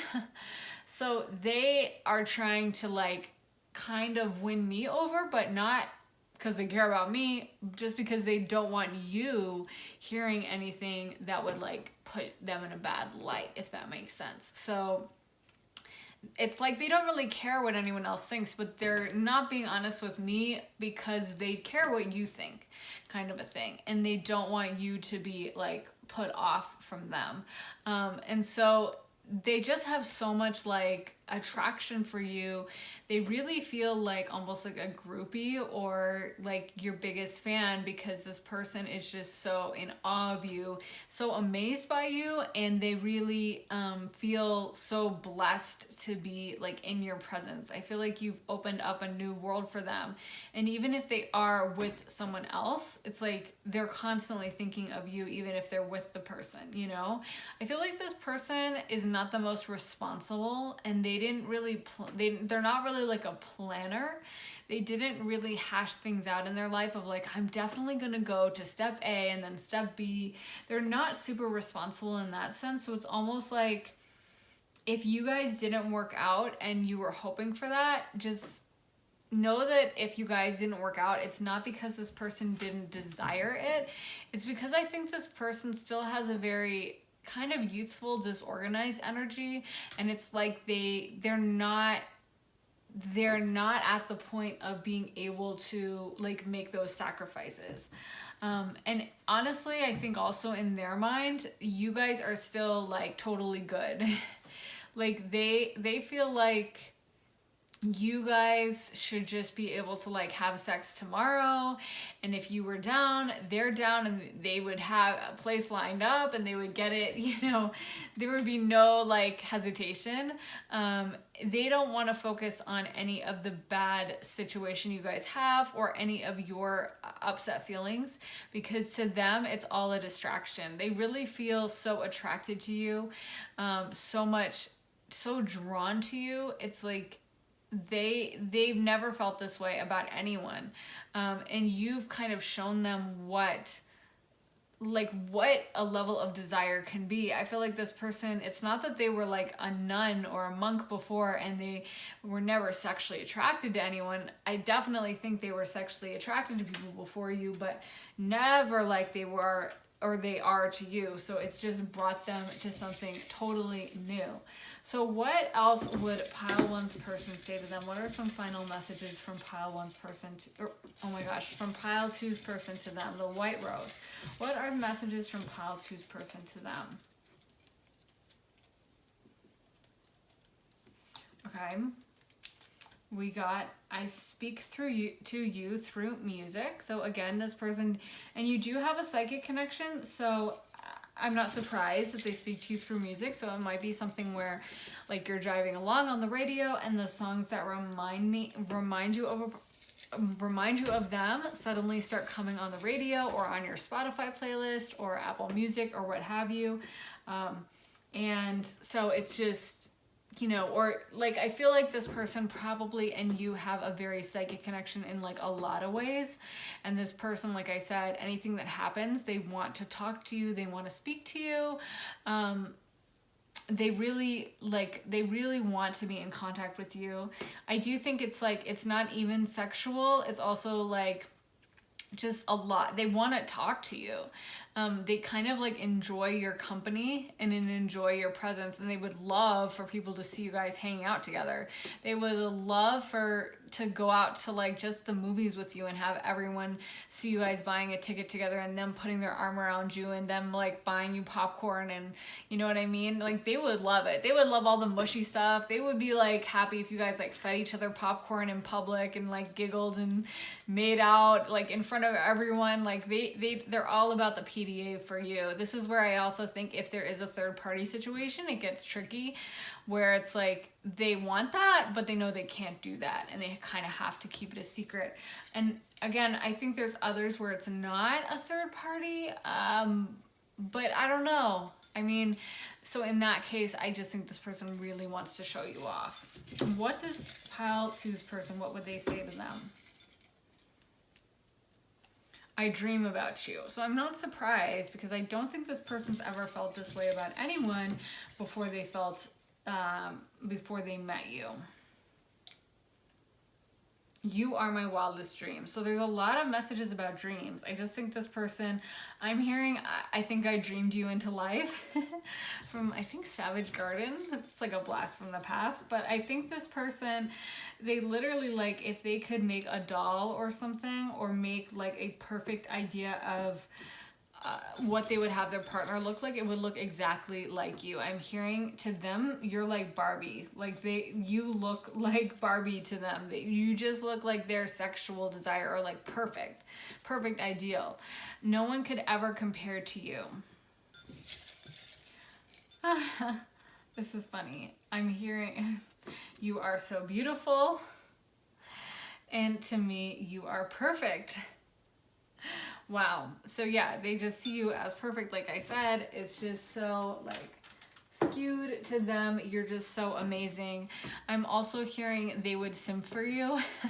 This person's kind of funny. They have a youthful energy. Like they definitely have a very youthful, like funny kind of memey energy. Like, yeah, I feel like they kind of, they're like, I'm getting like a young vibe, just in personality at least, like where like they're kind of making me laugh, and I feel like they have so much enthusiasm, and it's fun, it's enjoyable to like, I feel like this person is very like lighthearted and kind of like scattered, but like emotional, but sweet and nice.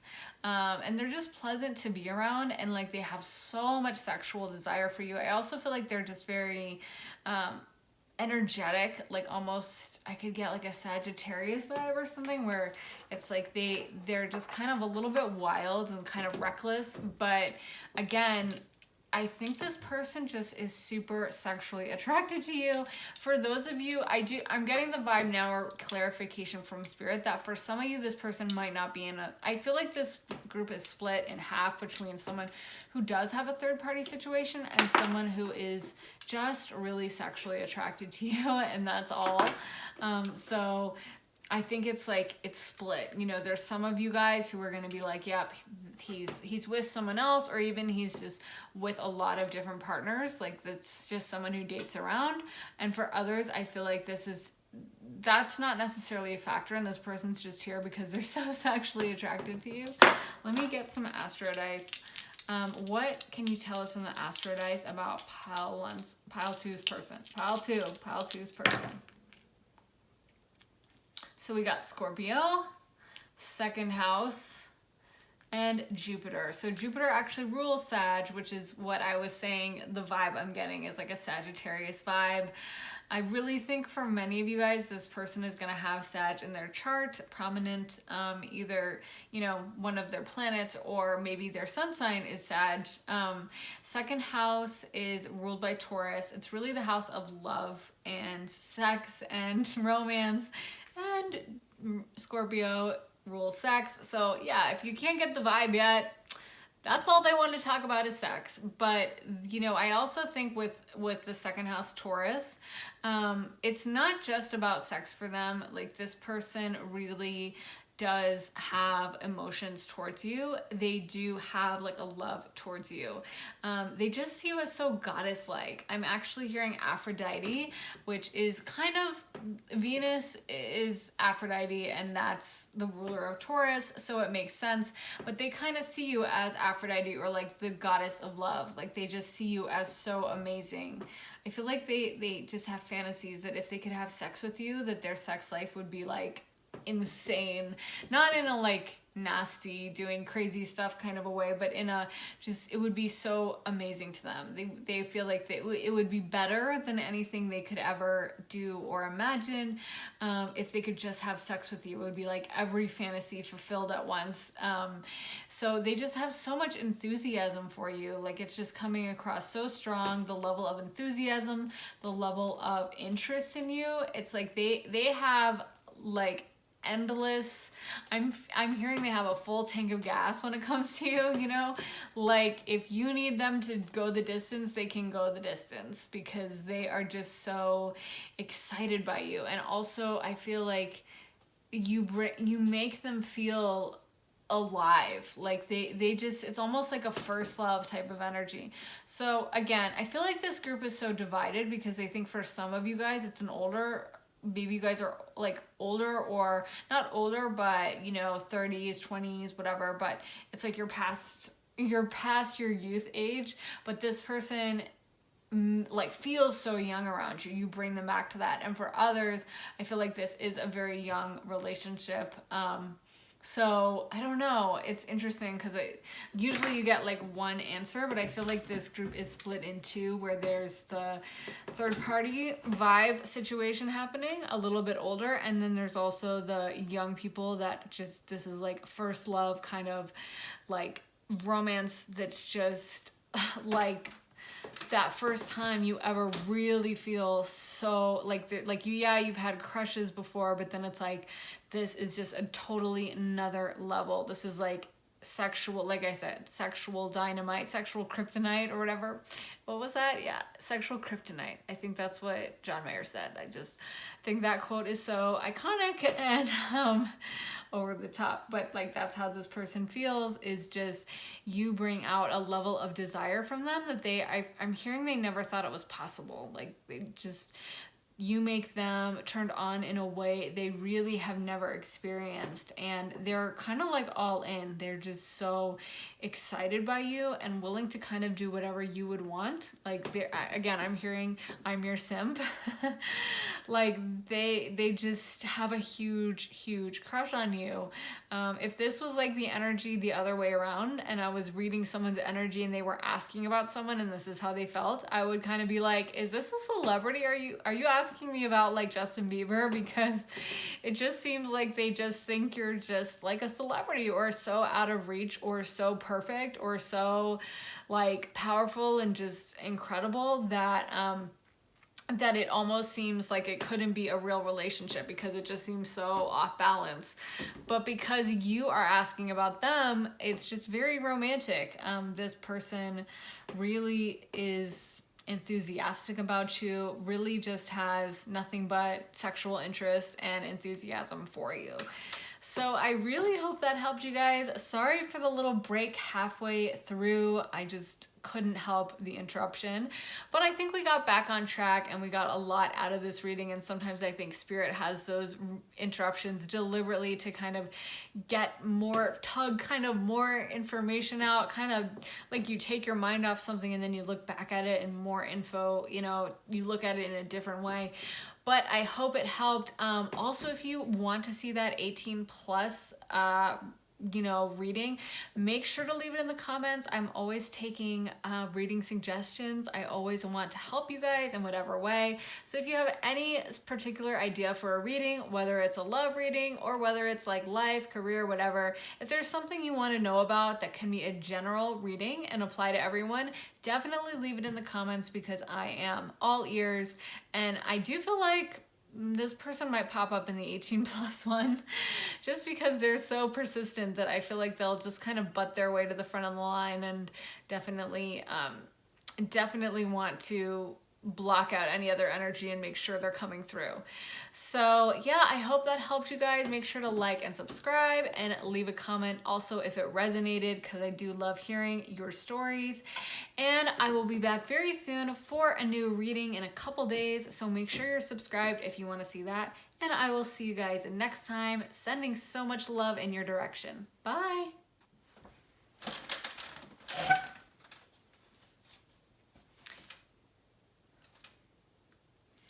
Hey pile 3, so you guys have this beautiful pink rose, so pretty. I love that color and it's perfect for spring. So let's get into your reading. I am going to do a quick shuffle. We did have to take a pause halfway through pile 2. I had a major interruption. So some of my flowers, hopefully they don't look like wilted, but you know, live flowers, so what can you do? Well, let's see, what does pile 3's person want to tell them? What does pile 3's person want to tell them? What does pile 3's person want to tell them? So yeah, I'm already hearing I'm working on it. Actually, I think this is supposed to be upright. I don't know why that was reversed. I'm hearing I'm working on it. And all these pentacle cards, like the King of Pentacles and the Seven of Pentacles, are making me feel like that is indeed the case. And the Nine of Cups reversed. So what would pile 3's person tell them? If they could say anything to pile 3, what would they tell them? If they could speak to pile 3, what would they tell them?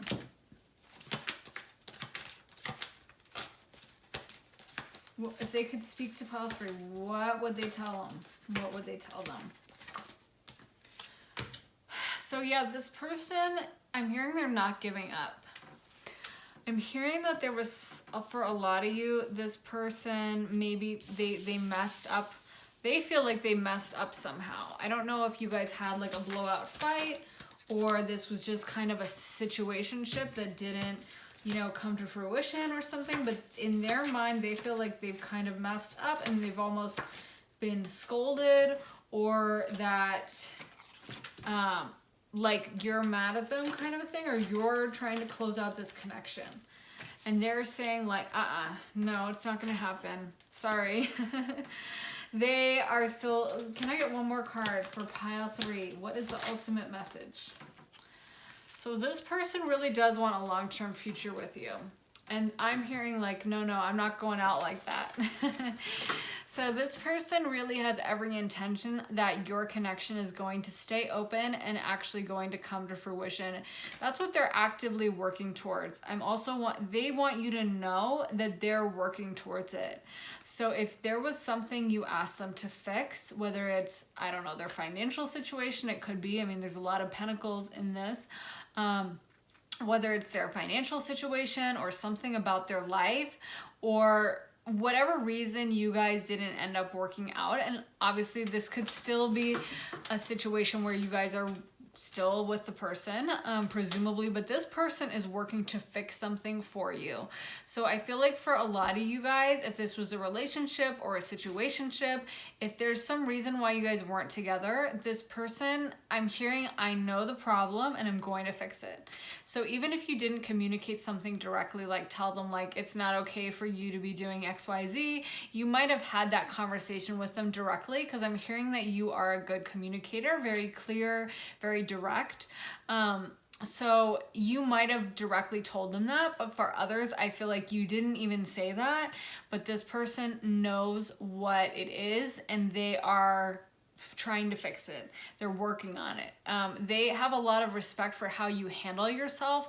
You know, I feel like can be very no nonsense. You're very like like you're not the kind of person that will be fooled easily by, you know, you're not like gullible, and you're not going to be fooled by flattery or by someone being like, oh, well, you know, I'm kind of doing it, but it's not ready yet. You're like, no, I need to see the results now.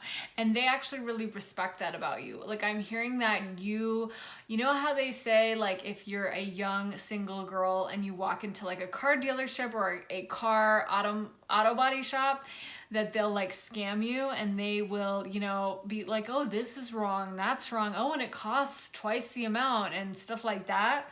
But I'm hearing that stuff would never work on you because you're very like direct, and you see through the nonsense, and you're not a like dreamy head in the clouds, like kind of gullible type personality. You're very direct. You see through a lot of the BS, and so they respect that about you.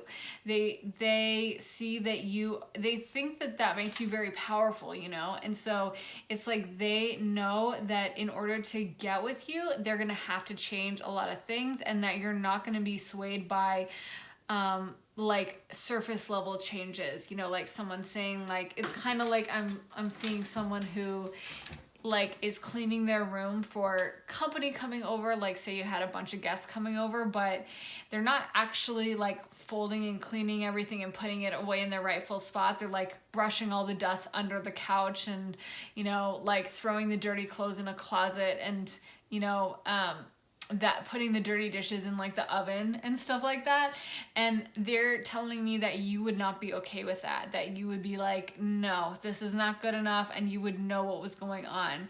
And so they know. What I'm hearing in my mind is, I know I have to come correct.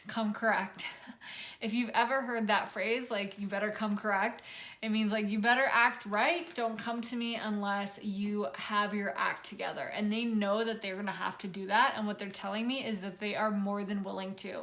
They know that that's what you want, and they're willing to do it, and they're willing to put in the work. And that's what they're working on right now. So if you are not in contact with this person, know that it's because they're working on themselves, and they want to be ready when they contact you. They want to have everything together.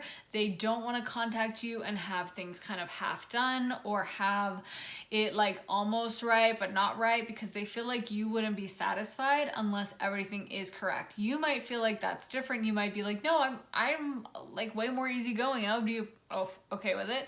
But that's not how they feel. They feel like you will see through it. They're kind of intimidated by you, not gonna lie. They kind of feel like you would just see through any nonsense, and that, you know, anything but the best is nonsense. So to them, that's what they're actively working towards, is trying to make things really good for you. Can I get one more card for pile 3?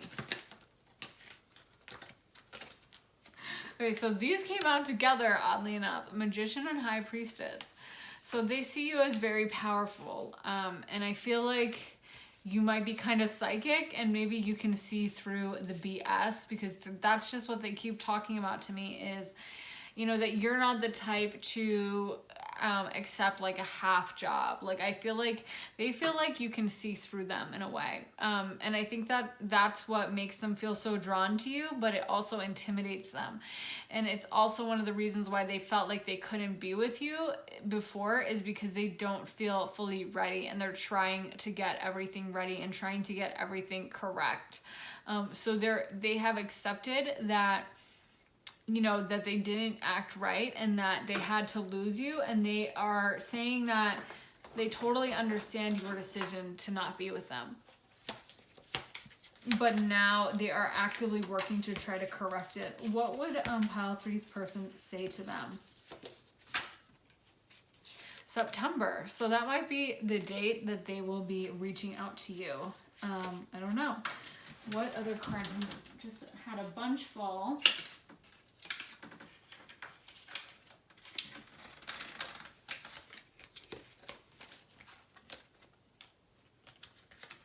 Bell, announcement, grasshopper, situations in the balance that require careful handling.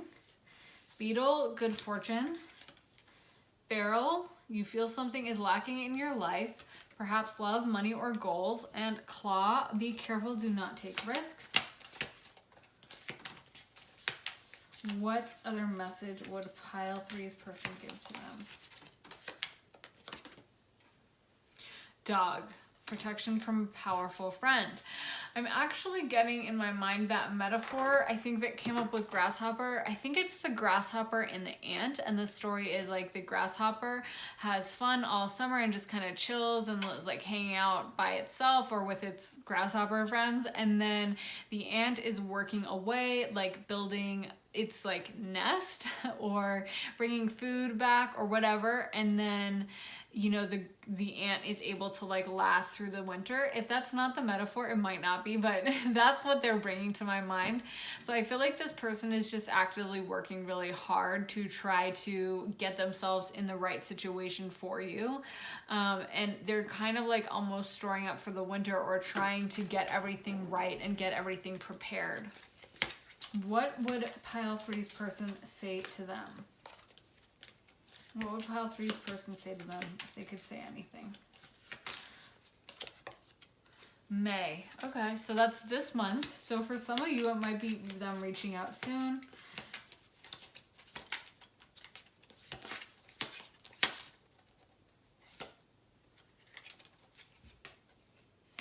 So success and wealth, that's what this person wants to build in order to make you like into them. And you might not feel like it's that deep or that you need that, but that's one of the things I feel like for many that this person is working on. Valley, deep personal strength and success and peace that assures success. To me, what this brings to mind is like a valley period. So it's like you have those mountain moments when you're on top of the mountain, and then you have times in your life when you're at the valley, and they feel like it's like you have to get to through the valley to get to the mountain, and this person feels like they are in the valley now working towards you, and you're like the mountain. You're like the prize, you will be the reward, and that's what they want to get to. Purse, pay attention to your finances. Lightning, control your anger or you will be sorry. Vine, seek out information that will help you. And leg, stepping into a new experience. So first of all, this person might be very attracted to your legs and your physical, you might like to wear like shorts or or skirts or dresses or something, or you just have great legs and they can just tell. But this person, I feel like they are very attracted to your legs and other physical attributes in that area, maybe your butt too, I'm hearing. So they think you have great legs and like your lower body is of a lot of interest to them. But they keep bringing up money. So I feel like for many of you guys, this comes through in so many of my readings. I feel like there's like an energy in my readings of these guys that are, every time it's like they are working to get money towards winning over like a female, or they feel like they need to have that money in order to get to with this person. And so this is like coming through again, that this person just really feels like they will need to have a certain level of financial status in order to get you. And I feel like this person, for others, it's like this person is just trying to become more disciplined in general, or more the kind of person you deserve, like the kind of man you deserve is what I'm hearing. And swap the genders if you have to. Sorry, it's just when I'm channeling, I get genders coming through. So if you're like a woman asking about a woman, or a man asking about a man, or a woman asking about or a man asking about a woman, whatever, just fill it in, switch it around however you need to. But yeah, so I think this person, they really feel like they have to work on themselves to get with you. And I feel like if there were issues in the relationship that you were unsatisfied with, this is something that they are really actively working on. And it's also fuel to them. Like they constantly are trying to better themselves so that they can be good enough to deserve you.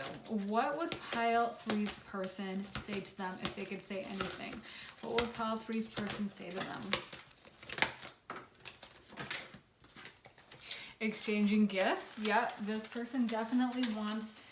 Sorry, I dropped some cards. Definitely wants to be able to give you gifts and like nice things. And loyal heart. This person is very loyal to you. You know, I feel like even if like a lot of time has passed, this person is still very motivated by you. This person, like, you fuel them in many ways. I feel like, then I just got time for a nap, and I was just about to say, when they get tired, they think of you, and it's like you give them energy, and then they can keep going, you know? So at times in their life when they may not be feeling fully up to it, it's like all they have to do is think of you, and suddenly it's like the Energizer Bunny, and they're ready to keep going. What would pile three's person say to them if they could say anything? Here and now. I'm hearing that this person would love to be with you right now, but they understand that you guys can't be together. And they're taking responsibility for it. They're actually stepping forward and telling me it's my fault. They feel like deep down they know that they didn't have the right energy. We also got yang energy. So yang energy is typically the masculine energy, and it's also like go-getter energy. It's like the fiery, like I'm gonna achieve my dreams. I'm gonna go after it. I'm gonna get what I want energy. And yin is the more receptive energy, which is traditionally the feminine energy. And so I'm hearing that this person realizes they had to work on their yang energy. They realized that they weren't, like, I'm hearing I wasn't man enough for you. And again, I'm so sorry that it has to be so gendered, but swap it around. If, you know, they feel like they need to be more proactive. They feel like they needed to get a lot of their things in order, and that they were too kind of all over the place for you. They are feeling like they weren't disciplined enough, and they weren't, they feel like you deserved better, and that you knew that too. And so they're acknowledging that you were in the right. So I don't know what this is. Obviously it's a general reading, and this could be different for everyone. This could be a situationship that never worked out. It could even be a marriage that ended in divorce. But they feel like whatever happened, I feel like for so many of you, you're not together with this person. If you are, it could just be someone that really is working to improve your financial situation and make you financially really, you know, well off, and like a really prosperous couple. But for those of you who aren't with this person, they feel like however it didn't work out, it's their fault, and that you saw that they were not like, I'm hearing they were in their like they were in like distorted masculine energy. So they weren't kind of on their top of their game. They weren't on the ball, and they weren't handling things the way they should have. And I'm hearing you deserve better. And so now they're trying to become better so that you will be able to be with them. What would pile three's person say to them if they could say anything?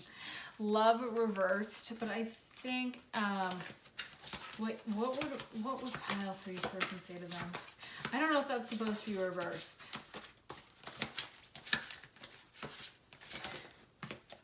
Inner peace, reversed. I'm hearing I will always love you until the end of time. That's what's coming through my mind. And I'm also hearing I still love you to this day. So it's like it might be something where you guys weren't, it's not like a brand new relationship. If it is, this person already feels really deeply for you. But for many of you, I feel like maybe this is a relationship that maybe ended a while ago or started a while ago. But this person's feelings for you, they feel like they're always going to feel this way. And they almost resign themselves to it. Like, I feel like this is probably not a relationship that just, you know, started 2 weeks ago or something. Like, I feel like this person has accepted that their feelings for you are always going to stay super strong. Maturity is reversed, and I feel like this person was immature towards you. Also, this card to me, see, what's going on here is like the guy is hanging over this woman, and she's kind of minding her business. I mean, hopefully your man does not look like that, because he looks to be about like 95 years old. So, you know, if you are asking about like a 95-year-old in the nursing home, like props, because it's cool that you're still getting it on and still keeping things spicy. But for most of you, obviously I think they might look a little bit younger and not have a long white beard. And so For most of you, to me, this card represents like a mental kind of emotional connection you have, a psychic connection. And so I feel like this person thinks of you all the time. You know, they think of you a lot, and it's almost like that's why they were able to make peace with it.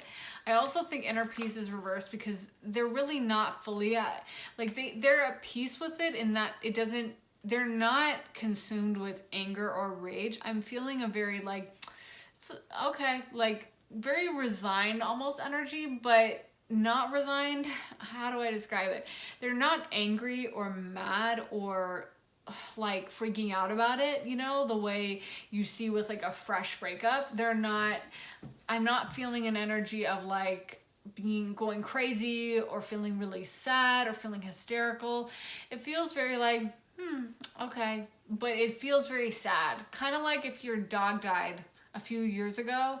When you think about your dog, you're still going to be really sad, but you're also going to have passed through all the stages of grief and be at the point where you're not going to burst into tears when you think about it. Probably, you know, you're going to be like, yeah, that was really sad and it bums me out, but I know that I can't bring my dog back and they're in a better place, and you know, you have a level of peace with it. But are you really at peace with it if you went and like talked to a therapist about it for an hour? You'd probably cry. You'd probably end up having a lot of those emotions get unearthed, and I'm feeling like that's what's going on here.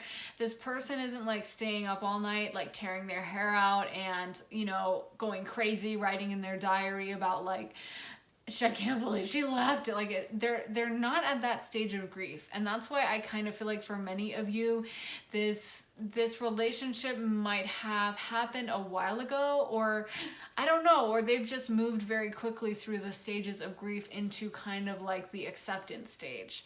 But it doesn't mean that they're not upset. They really are, and I also feel like that's why they're very mature in their reaction, where they're like, oh well, it's my fault and I needed to change. A lot of times when it's a fresh ending, someone a lot of times is full of denial and they're trying to blame the other person. Even to me, it's like I become like the mediator and they're trying to like, I'm like the judge and they're trying to like win me over, like in a divorce case, being like, she did this and she said that's her fault. And I'm like, I'm a psychic. I'm not...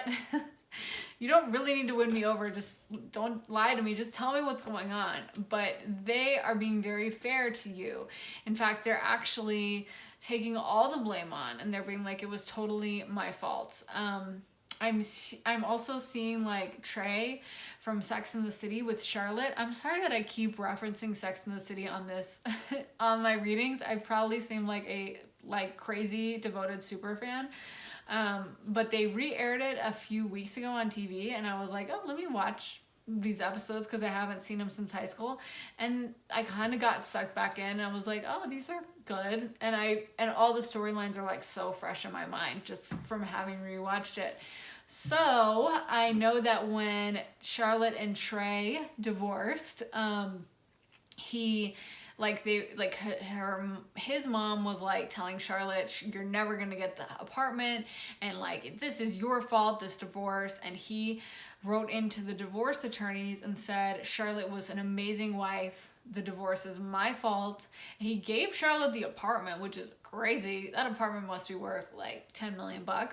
And like, you know, just completely took the blame on himself. And that's what I'm seeing the vibe is going on here.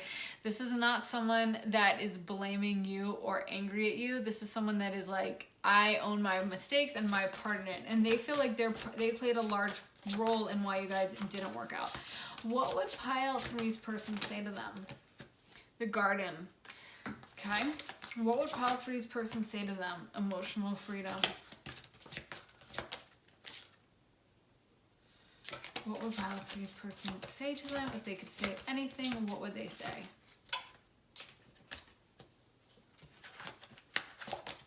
Compatibility. Okay.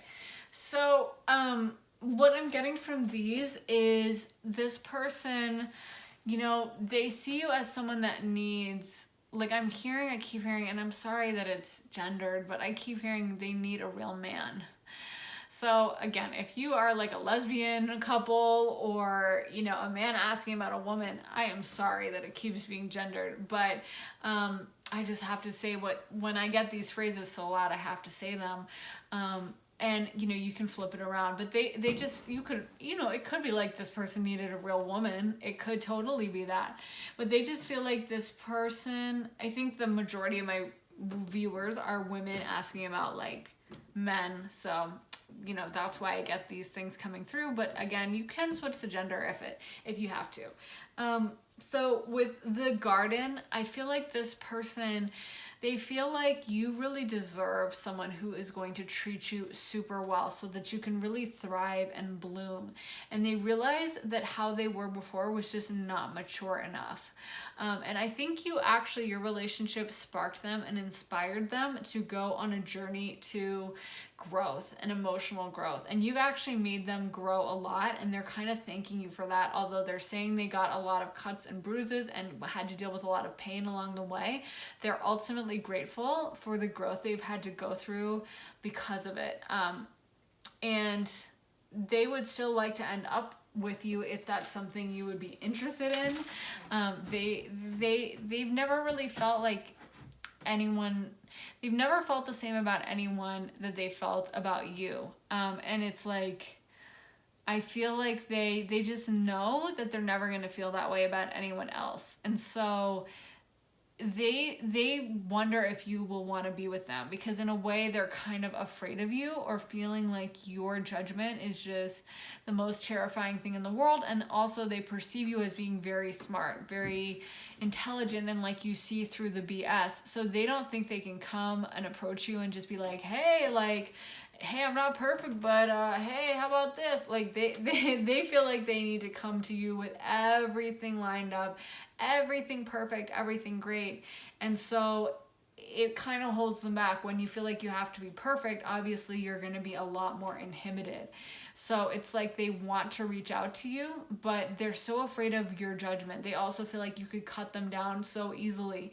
Like, to them, you're very imposing. I'm almost hearing like Ice Queen. Again, switch the genders if you have to Ice King, but that's the personality type of like someone who's kind of icy and cold. And now, I'm not saying you're a cold person, but I could see you having like a resting bitch face.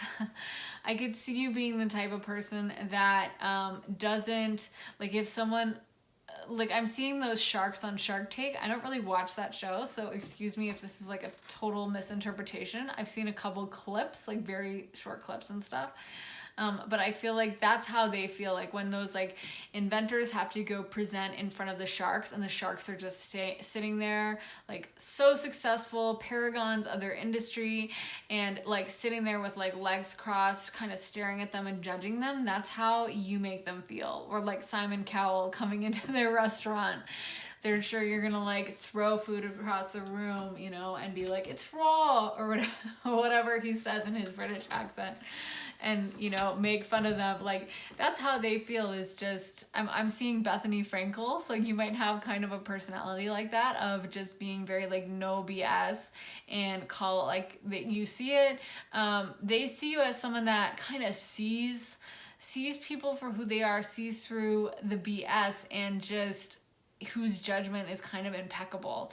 And so because of that, it's like they don't want to come forward. They're kind of shirking around, and they're kind of scared and intimidated and nervous about what you would say. And they really don't want to approach you and just have you shoot them down, because I feel like in a way it's a consolation to them that, you know, they can look back and be like, oh, well, I was immature then, but I'm good enough now, and I've grown, and I'm still working on myself, but I've grown a lot. But if you were to actually meet up with them and be like, no, you haven't grown and you're not good enough, they would be like totally devastated, because I feel like it took them a long time to heal anyway. And now, if you were to do it again, they wouldn't like be able to handle it. Let me get some more cards. Let me get some cards for pile 3. What would pile 3's person say to them if they could say anything?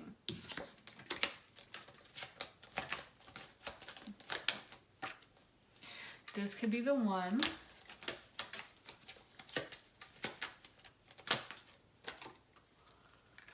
express your love. Trust.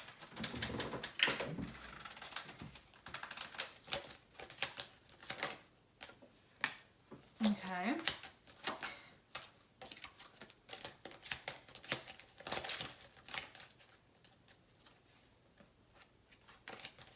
What will Pile 3's person say to them if they could say anything?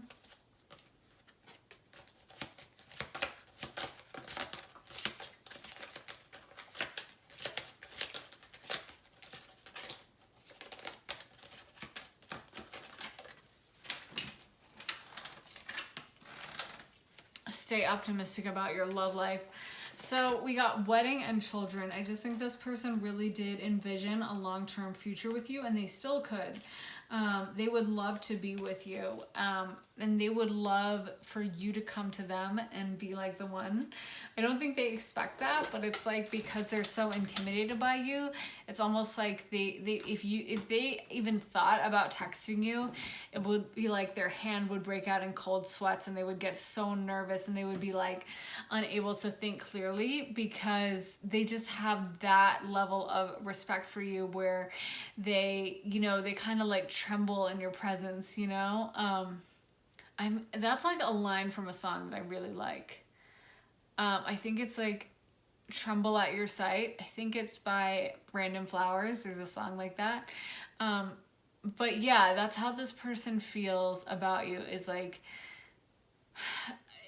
they're just kind of so in awe of you. Actually, I'm kind of thinking about the vibe of that song. I think it's Never Get You Right by Brandon Flowers, and it's a really sweet song. And it's about how much, like, all the stuff his wife has gone through and how much respect he has for her and how he's like completely committed to the relationship, even though I think she might have tried to divorce him, or like she seems like the one who's kind of like halfway foot out of the marriage. He's like, no, we're in this. And that's kind of how this person feels, like they're committed. If you're worried that, like, oh, they must not have cared that much or something, it's like, no, they really did. In fact, I'm hearing like, you are the one. I know you're the one. No one else could compare to you. And we got this could be the one. So it's like this person knows that they're never going to feel the same way. And I feel like even though they've resigned themselves to it, it doesn't mean that they're like okay with it. It doesn't mean that they're like, well, whatever, who cares? It's like they're just, they're kind of hopeless. Again, they see you as so perfect, and they see themselves as being so flawed that it's hard for them to imagine a scenario in which you'll be okay with being with them. So they've just kind of tried to deal with that pain. It's almost like like I said, it's like if your dog dies, knock wood, but you're not going to be like, well, maybe I can resurrect my dog, or maybe my dog will come back as a ghost. No matter how upset you are, at a certain point, you're going to have to be like, okay, it's time for me to mentally move on. And this person, I'm hearing like when they first lost you was like a death.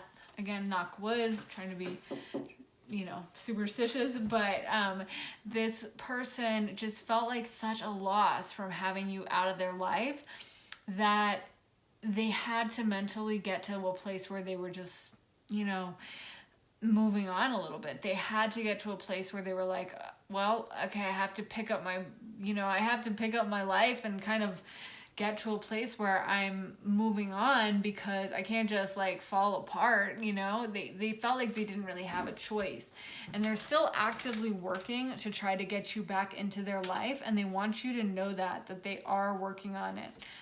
But I just think right now they also just don't feel good enough, and that's why they haven't stepped forward. But it's like their intention is to one day get you back. If there's a way, I feel like they vacillate between using that as fuel and having that as motivation, and being like, well, there's no way, there's no chance, there's just, like, what are you even trying? Like, bro, like, it's like I'm hearing them giving themselves the talk. When you hear like guys having guy talk, and they'll be like, bro, you have no chance, come on. It's like that's kind of how they talk to themselves about you, where they'll be like, you need to give this up, this dream is over. But then there's still a part of them that is hoping and dreaming that you guys can end up together.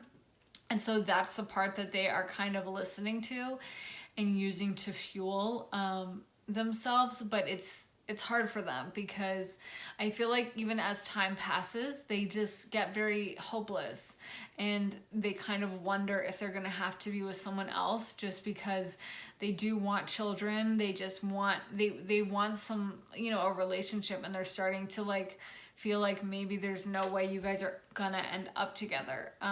But this is what they want, this is what they definitely want. But it's just a matter of them feeling like, am I being unrealistic? But they still are working towards it. I feel like if they were to like win the lottery tomorrow, or have everything perfectly arranged the way they would want, they would contact you in a heartbeat, because you are the prize that they want. It's just that they don't feel like they're good enough as they are to actually get you. Let me spin the Astro dice. What are the Astro dice for pile 3? So we got Capricorn, not a surprise. Oh my gosh. Okay, so that's Mercury. Yeah. And the second house of, so this is exactly what I was saying is, so second house is ruled by Taurus. It's really the house of love, but it's also the house of material possessions and wealth. And so this person really wants to build wealth to get to you. This is like a major thing that they keep working towards. Is I feel like in their mind, it's almost like they're not brave enough to communicate with you. They're not brave enough to send that text and to actually put themselves out there, but they can, it's almost like, I'm hearing that it's easier for this person to focus on building wealth, and it's like a distraction from their emotions for you. Like what they're really trying to do is get to you, but it's so much more intimidating for them to actually send you the text or actually reach out to you that way. And so it's kind of like, well, I'm not brave enough to do that, but I can like work really hard at my job, or I can like deal with stocks, or I can try to get myself financial, like I can meet with a financial advisor or whatever, because that's easier to deal with than sending the text. So they would like to communicate with you, but it's almost like that's less stressful for them to focus on, and they don't feel really worthy of communication. So, in the meantime, they're just going to work really hard and keep trying to get to you. But that's really what they're doing. It's just a roundabout way of doing it. They keep trying to build wealth, but you're kind of the fuel for them. And so we got Capricorn, which is like the mountain goat, and just kind of slowly makes its way up the mountain. And Mars is exalted in Capricorn because the mountain goat just never really stops. It just is very slow and steady, just one step at a time up the mountain. And you might think that something else like more fast, like Leo, the lion, would be exalted in Mars, but it's actually Capricorn, which is very slow but relentless. So I feel like this is where this person's attitude is it's just like, I may not be brave enough to reach out directly, but I can slowly and steadily build my wealth and, bring myself up to their level. And that's kind of the plan they're going at. It's also like Capricorn is about that wealth accumulation. It is about career. It is about achievement and, going through the hard times and making something good out of it. And so that's what this person is trying to do.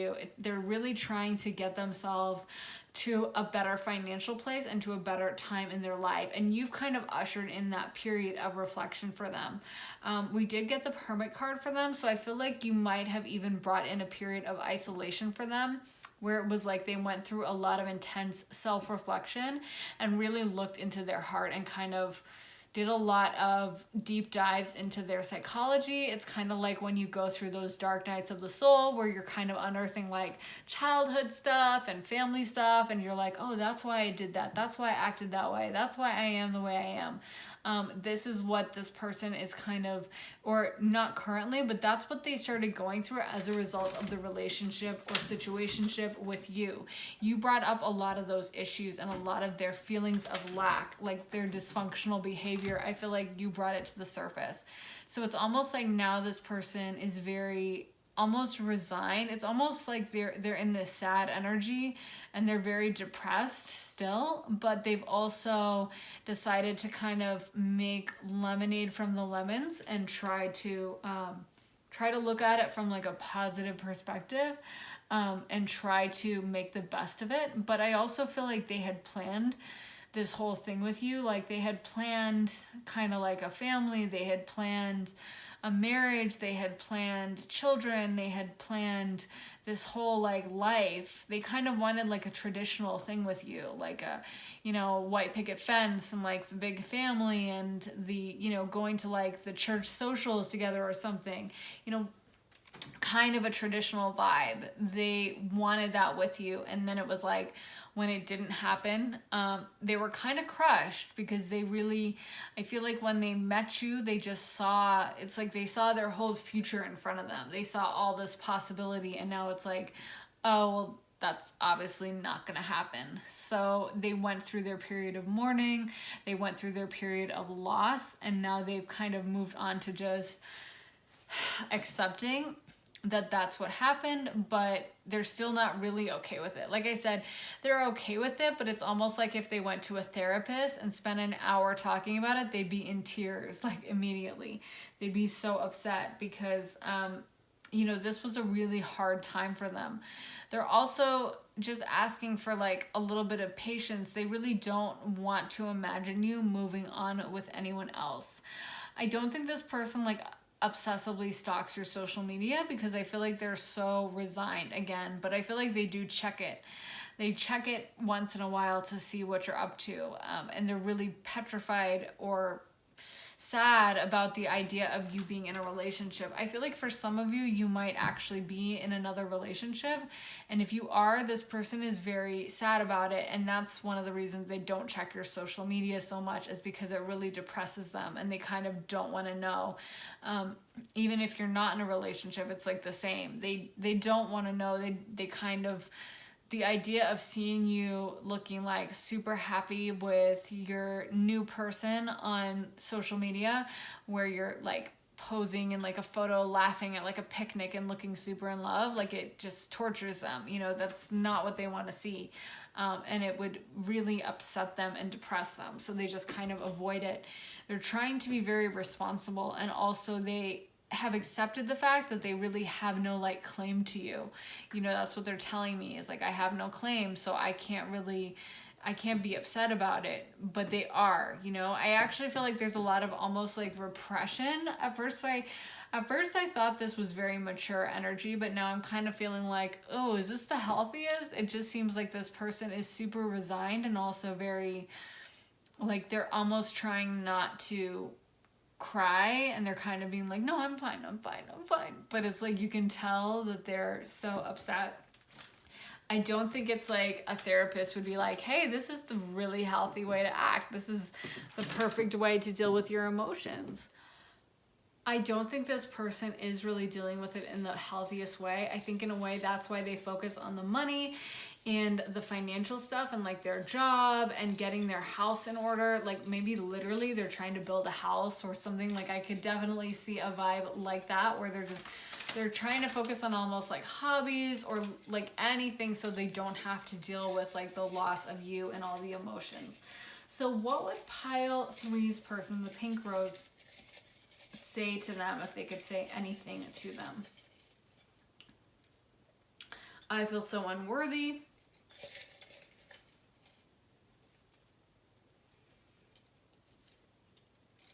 What would they say to them if they could say anything? I carry you in my heart. Oh, that's really sweet. I dream about you.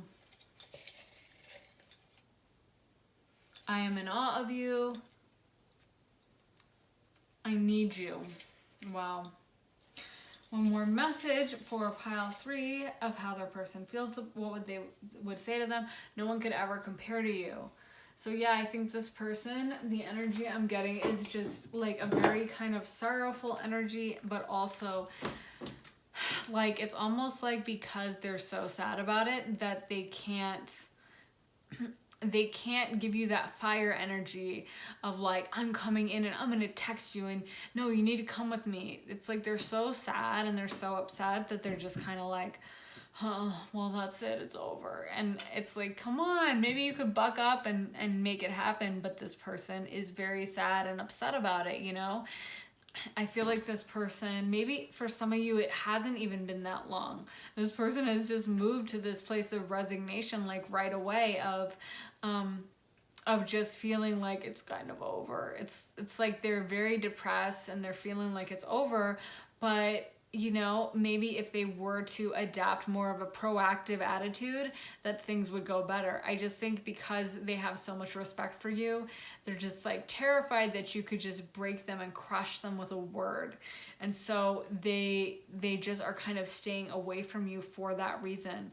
But I feel like deep down, they're kind of doing like a weird plan thing. Like, you know, I'm a Pisces and I always joke to myself that like sometimes I will do something and I don't even know what I'm doing. I feel like a lot of Pisces do this where we'll like do something crazy, like at a party, suddenly randomly go to like one side of the room and your friends are like, where did you go? But you end up getting into like this it's almost like your psychic senses are leading you, and you'll end up getting into like the really good conversation and being like, oh my God, these people are awesome and they invited us to go here. And like, you know, I mean, that's a really weird example, but it's like, I feel like this person is doing like a roundabout way of trying to get to you, even if they're telling themselves like it's over and I'm not gonna try anymore. I just need to accept it's over. They're still trying. It's just in a very like they're not directly attacking. They're trying to like go around to the side and then come up here and then dig like a tunnel up. You know what I mean? Like they are doing a very roundabout strategy, but it's still with the goal of you in mind. And they still haven't given up on this idea that if they can get everything lined up for themselves, that you could still be theirs. Because I just think they don't feel like they can ever feel the way they felt about you with anyone else. And so this is like a major motivator for them. This is something that they just keep coming back to because they do want still that like house with the kids and the family, and they want the whole thing. And so even though sometimes they're like, well, it's just time to move on and find someone new, their mind keeps going back to you, and their mind keeps being like, you are never going to be happy unless you have that situation worked out. And so because of that, you know, that's what keeps pulling them back. And they're trying to like manifest you and somehow bring you back. And I feel like in their mind, maybe they think if they make enough money or have everything lined up, that you'll like contact them and you'll be the one to reach out. Because I feel like you're like direct and you are more, like, again, at least in your mind, I keep getting like this a picture of Bethany Frankel. Like, you know how she's so direct and she just says what she thinks and she'll just be like, no, that's stupid. But they also, because of that, she's very like, you know, get stuff done. And so they feel like if you were to reach out to them because they had everything going on, that you would make it happen. And then like that would be that would be their ideal way of making this situation work. Because then they don't have to risk you shooting them down, and they almost feel like unless you're ready for it, you wouldn't accept them. Like you have to be 100% in, or else you're gonna be like, no, and why are you calling me, kind of a thing. So they're kind of hoping if they can make themselves financially lined up that you would contact them and then things could finally happen. But it's like, yeah, I think they need to work on getting more of their confidence built up so that they can, you know, meet you in the middle and be the one to pick up the phone or to reach out. Because I think a little bit even though they're not complacent with working on themselves, they still just don't have the self-esteem to put themselves out there. And, you know, it's a problem. Obviously, in relationships, you want someone to really respect you and to, you know, have a really good opinion of you. But I think that maybe it's a little much in this case where it kind of holds them back from coming to you in the way that would actually let you guys be together and, you know, line up. So I really hope that helped you guys. If it like resonated, please drop it in the comments. I'm very interested in this case. My throat is getting a little scratchy. I hope you can't hear it, but so I was like, let me end this reading because I'm starting to get a little hoarse and I'm sure it's unpleasant to listen to. But also, if you have any ideas for readings, or if you would like to see a certain type of idea, whether it's a love reading or a relationship reading, like if there's some aspects you want to know, like what kind of job would be good, or I think I just did that one, but like, a specific type of reading, if there's something you want to know, leave it in the comments. I am totally open and I'm always looking for reading ideas that can really help you guys. So if there's something you want to know about, drop it down there, and also let me know if it resonates. And make sure to like. I am going to be posting a video very soon again, so make sure you're subscribed if you want to see another one. And yeah, I hope this really helped you guys. I'm sending you so much love, and I will see you guys in the next video. Have an awesome day. Bye.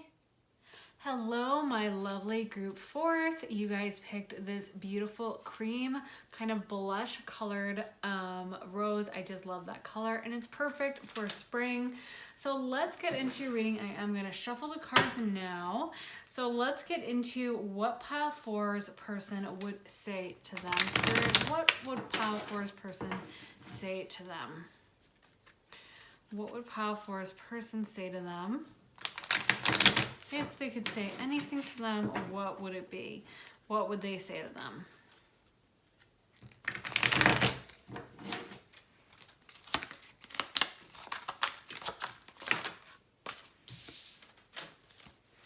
Okay, so we got strength reverse. What would pile 4's person say to them?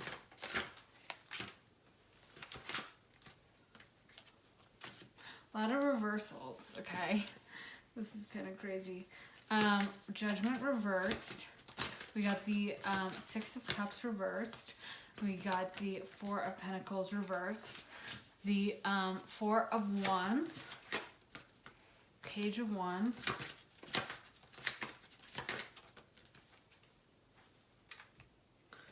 We got the 2 of Wands. The Hanged Man. The Page of Cups.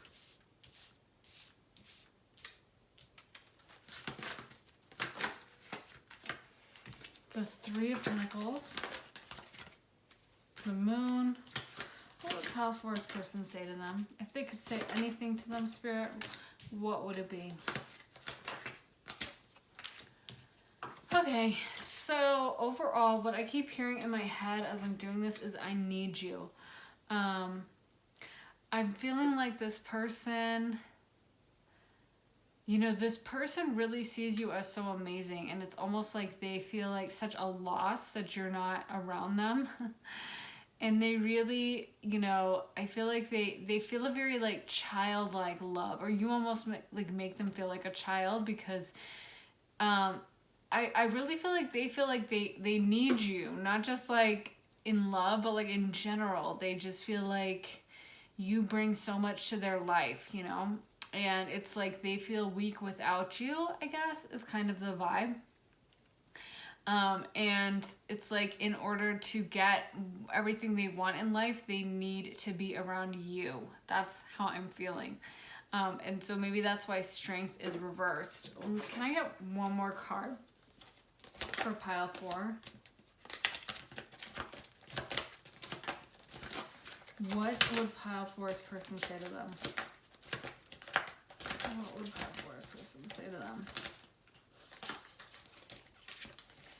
Yeah, so you also got the Emperor reversed. So I feel like this is how this person feels. Like you make them feel, I'm hearing I'm not strong enough. And I'm also seeing the Hierophant reversed. And I think this will barely fit. I need to try to find a way to make this fit because I love how this deck looks. So maybe you can slip it in there. But yeah, so I feel like that's you. They see you as the 10 of Pentacles. So, the 9 of Pentacles. So as far as they're concerned, like, you are very powerful. You might even be financially wealthy or something. And this person kind of feels like in order to get to where they wanted to get, they needed to have you in their life. And now that you're not around them, it's like this huge L, and they're kind of like, they feel very disempowered not having you around. I feel like they feel like you kind of gave them everything in a way, or that's how they're feeling. Like, even if you didn't give them anything directly, just your presence was like everything to them. And you might have actually been giving them gifts and stuff. But this person just feels like you have so much going on in their life, in your life. And they kind of wanted, you know, they really wanted to be like linked to you. They wanted to have you around. They wanted to like have things be very solid with you. And that's what they were imagining, was very solid stuff. Like wedding, marriage.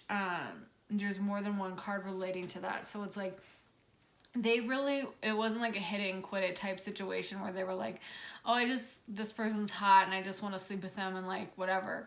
It's like they really wanted you as part of their life. I'm feeling like I'm hearing the line, someone like you could have been really good for someone like me, you know? I think that's a line from a movie, but I've just seen that there's like a photo with that going around that is like really kind of aesthetic. And it's like, I feel like that's what this person would say. Someone like you could have been really good for someone like me. Like, you were a blessing to them is what I'm hearing. And now they're kind of not sure like what they're going to do.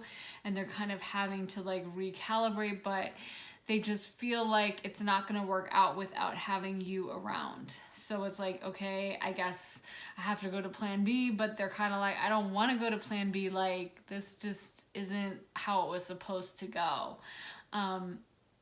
And they feel very disempowered. I keep getting that, disempowered. Like, just, they really saw things as being like long-term. It's almost like they had their heart set on it. You know, when you like go to I'm seeing someone going to a bakery. Have you ever, so like for me, if I go to a bakery, usually I have my mind in my head the idea in my head of what exactly I want to eat. Usually it's for like a craving. Like, I'm usually not going to just wander in and be like, I don't really feel like it. Like, if I'm going to a bakery, it's because I have had a specific thing in mind that I'm like, oh, I want this kind of a thing.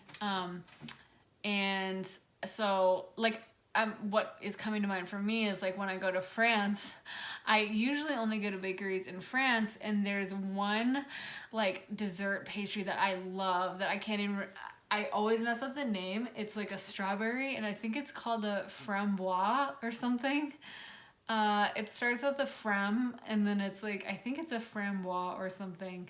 And anyway, I can't really pronounce it. And one time I went in and I kept like saying it, and the French lady didn't know what I was saying, and I kept being like framboise, framboise, and I was pointing to it, and she just wouldn't, she like didn't get it. And my friend had to like correct it for me, but I was like, I am not willing to eat anything else. I only want this strawberry tart. Like, I love those strawberry tarts. And I feel like it's like if she had told me like, no, you can't have that, I would have been like, well, I don't really want anything else, because that was what I wanted. And that's just how I am, is like, once I get my heart set on something, that's what I need. And I feel like that's what this person's emotion is. Like, they went to the bakery, they tried to order the framboise, and excuse me if you're French and you know that I'm totally butchering that. And then the person was like, no, you can't have it. And now they're like, I don't want it. Like, I'm sorry. I know there are other good pastries, but that was what I wanted. And now this person is in the phase of having to be like, okay, what else could I have? I guess I could settle for this. I guess I could settle for that. But they don't want anything else. You know, they wanted you. And so now it's like this kind of sadness or like judgment period for themselves of like, why didn't this work out? And just like mourning the loss of that, and then trying to move on, but like not really being able to. And so, yeah, it's not exactly like the most pleasant sensation to be going through. Let me pull some more cards. What does pile 4's person want to tell them? If they could tell them anything, what would they tell pile 4? What would they tell the cream colored rose?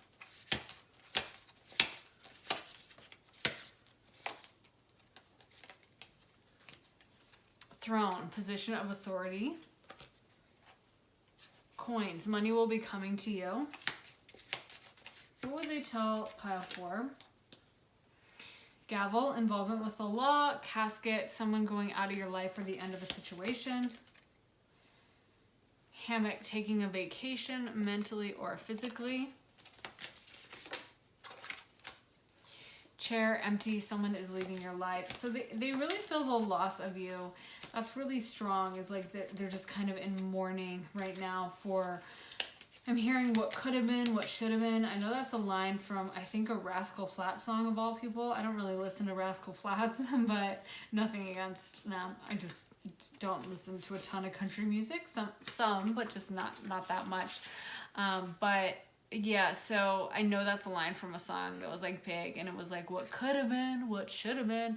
I know my singing is amazing. You guys don't need to tell me. I know it sounds exactly like Lady Gaga or, you know, Adele. I know. It's just so good. But yeah, so they feel like you guys were supposed to work out, and there's just like this kind of like looking around in shock, being like, wait, why didn't things work out? Like, things were supposed to work out. Like, huh? Like, I'm literally seeing someone just like staring around and kind of like in shock and just like not comprehending, like, wait, how did this not happen? But it was supposed to, like, but you said. And so there's like this, like, almost being in denial or disbelief, like, how did it not happen? And we got forest, muddled, unclear thinking, and that's what I'm seeing. I'm literally seeing someone just like staring around in shock. If you've ever seen like an episode of like America's Funniest Home Videos or something, where the person, like, you know, has suddenly like falls off like a ledge, or, you know, like a bridge collapses under them or something. I mean, hopefully these people are okay afterwards, and then a lot of times there's a moment where they're looking around after, just like disoriented, like what happened? And I feel like that's like what's going on here. This person is just like they kind of still don't even know, like, how did this not work out? Because I feel like they had planned a lot out with you mentally in their mind. They had planned things like long term, and they really thought it was going to work out, and they felt very pure towards you, and so they just don't really understand how it didn't. Like, I feel like they are still trying to process, like, okay, and then I texted her this, and then she said that, and then, like, wait, so how did it happen? Like, you know what I mean? It's like they just don't understand why you guys aren't together, or why you're upset with them, or why you guys couldn't have worked out. That's just like something that just keeps running through their mind, is like, but we were on such a good path, and it was supposed to go like this. Like, I'm seeing the line, like that moment from Wedding Crashers, where I think, like, is it Wedding Crashers? Or no, it's from Pride and Prejudice. I love that movie, the 2006 version. And okay, so spoiler, I'm going to put a spoiler warning, and I'm going to count down from 5 in case you are someone who hasn't seen that movie, because it's an amazing movie. So, you know, you can watch it with a fresh slate, even though, you know, kind of everyone knows how that movie ends. But I'm going to count down, so if you haven't seen it, you can skip ahead, but definitely watch it, and I'll try to remember to put in the time slots when to re-watch it. So, okay, 5, 4, 3, 2, 1.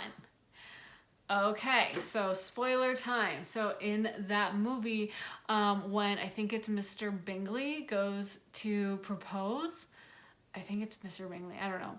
I'm not the best at names. He goes to propose to Lizzie's sister, I can't remember her name, and he like goes to propose, and her mom is like so overbearing and just like talks his ear off, and is just like, are we going to the party? You said we could go to a party, blah blah blah. And he's like, I'm here to propose to your daughter. And or the first time, like, I don't know, it just goes off, it gets derailed by her mom. So he comes back a second time, and and she starts in again, and she's like, hi, blah blah blah, what are you doing? And he's like, I would like to speak to her alone. And then they showed also the in-between time, and he's practicing with Mr. Darcy, and he keeps saying like, he's like, so I was supposed to walk in and they were supposed to say, how are you? And then I was supposed to say, I'm very well. Can I speak to your daughter alone? And then they were supposed to say, certainly. And then I was supposed to ask her, you know, how she's been feeling. And then I was supposed to take out the ring. And so he had this idea in his mind of how it was going to go. And then it got derailed. And of course, in Pride and Prejudice, it ends up having a happy ending for that couple. But I feel like in real life, it's just like, it's not a happy ending yet. And this person is in that phase of being like, well, I was supposed to say this. She was supposed to like that. She was supposed to be happy with it, but she's upset. Like, it's like they kind of don't comprehend what went on. Like, they're kind of like, hey, I don't even know. Like, that's what they're telling me is like, I don't know what happened. It just didn't work. I don't know. Like, don't ask me because I'm just as confused as anyone. Like, there's this level of like not comprehending what went on and not comprehending why you guys aren't together. Because in their mind, you guys should be together. You guys have this like marriage or long-term relationship vibe. They feel very pure towards you. I almost feel like they have a very pure, innocent soul. Like the energy I'm picking up is very almost childlike or innocent or just very sweet and kind of like unassuming. Like, I don't feel like this is like a conniving person. So I feel like they just are not someone that, like, they don't feel like they really did anything wrong in their mind. And obviously this can be this can be one person's perspective, which they're not always even honest in spirit. Sometimes I'm like, excuse me, are you telling the truth? Because, you know, sometimes people will lie even in these psychic readings to us. But it's like they just really don't feel, I think, like they did anything wrong. And they're kind of looking at the situation like, huh? I don't know what the hell happened. Kind of like someone was like robbed or something. Like they were like, you know, someone who was working at a convenience store and someone ran up and like suddenly pulled out a gun and was like, give me all the money. And they do it. And then afterwards, the robber runs out and they're standing there still looking around like, wait, what just happened? Was I robbed? And it's almost like, you know, sometimes it takes a while for the knowledge of the situation to set in. And sometimes you'll see someone in that situation be really calm. And then as soon as the robber leaves, they break down in tears or they have a panic attack or something because it's like a delayed cognition, a delayed acceptance of the situation. I feel like that's kind of like, it's not like they're having a panic attack or anything like that, but it's like they're like, what happened? It's like they can't get their head around how this all went so bad so fast, you know? That's how they're feeling. Like in their mind, everything was great. And so they kind of can't understand like why you guys aren't together. If you're still with this person, because of course this is a general reading, they feel like things are great, but I feel like they get confused when you get upset with them, kind of a vibe. But I feel like for many of you, you're not with this person and you're just kind of like, or they're just kind of like, we should be together. Like this doesn't make any sense. This does not make any sense at all. What would pile fourth person say to them? If they could say anything, what would they say to them? Money path. A path with money is waiting for you to find it.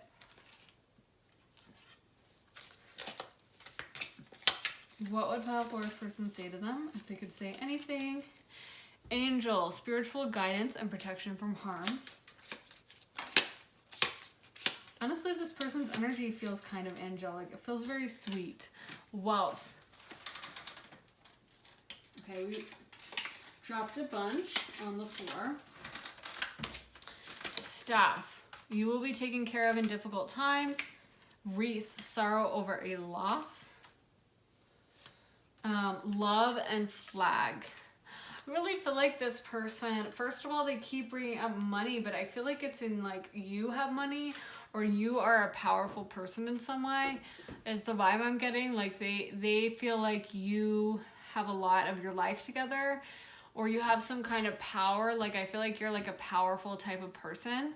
That's the energy they feel. Like you have more money than them or more power than them or something.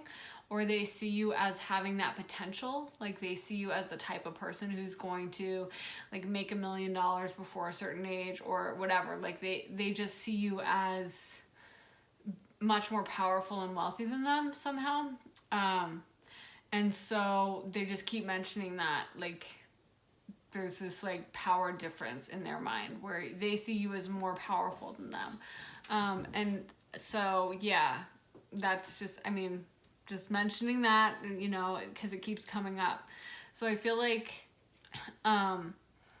this person is not someone who's necessarily the best with money, being honest, or the most like aggressive type of person. And so it's like, that's why they liked the idea of being with you, because they see you as more powerful, and they kind of liked the idea that you would almost protect them, or you could really help them. Like I feel like they see you as being very wise and very smart, kind of street smart. So it's like someone like you could really kind of be with them and like help them out, and like they wouldn't have to be kind of wandering around like unsure of things, you know? Like I'm almost getting like an ENFP vibe for them, or kind of a like just like a sweet vibe. It's almost like they're too sweet for this world. And so they see you as being powerful and kind of capable of protecting them somehow. And so it's like that has been, I think, really hard for them to process in a way. Is just why you're not with them. What else are they trying to tell me? They also want me to they didn't like me saying something about you having more wealth than them. They're telling me that they intend to make money and they intend to meet you on that level. That's not why they like you, but it's just something they notice about you, something they're aware of. And they tell me that as far as they're concerned, you guys are perfect together, and they would like, so we got, as I'm saying that, we got chivalry. So it's like this is how they want to come to you, you know, they want to have everything lined up for you. So I feel like they're trying to tell me that to let me know, like, they don't intend to coast off of your power or something.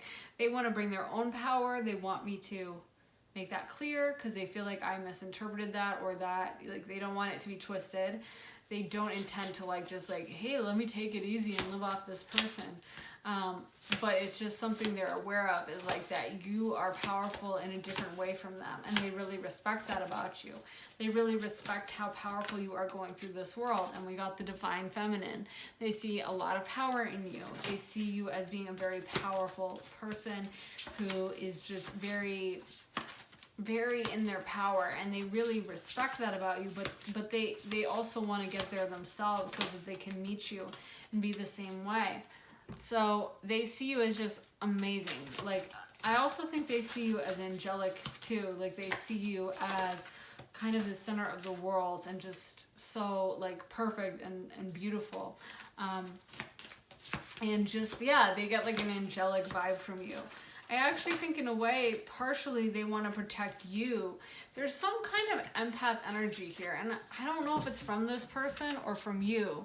So take what resonates, because I think this, since it's a general reading, it will apply for some to the other person and some for you doing this energy. But so there's an energy here of like someone who's very empathic, very sweet, very loving, and also who takes on other people's emotions. So it could be you, could be the other person.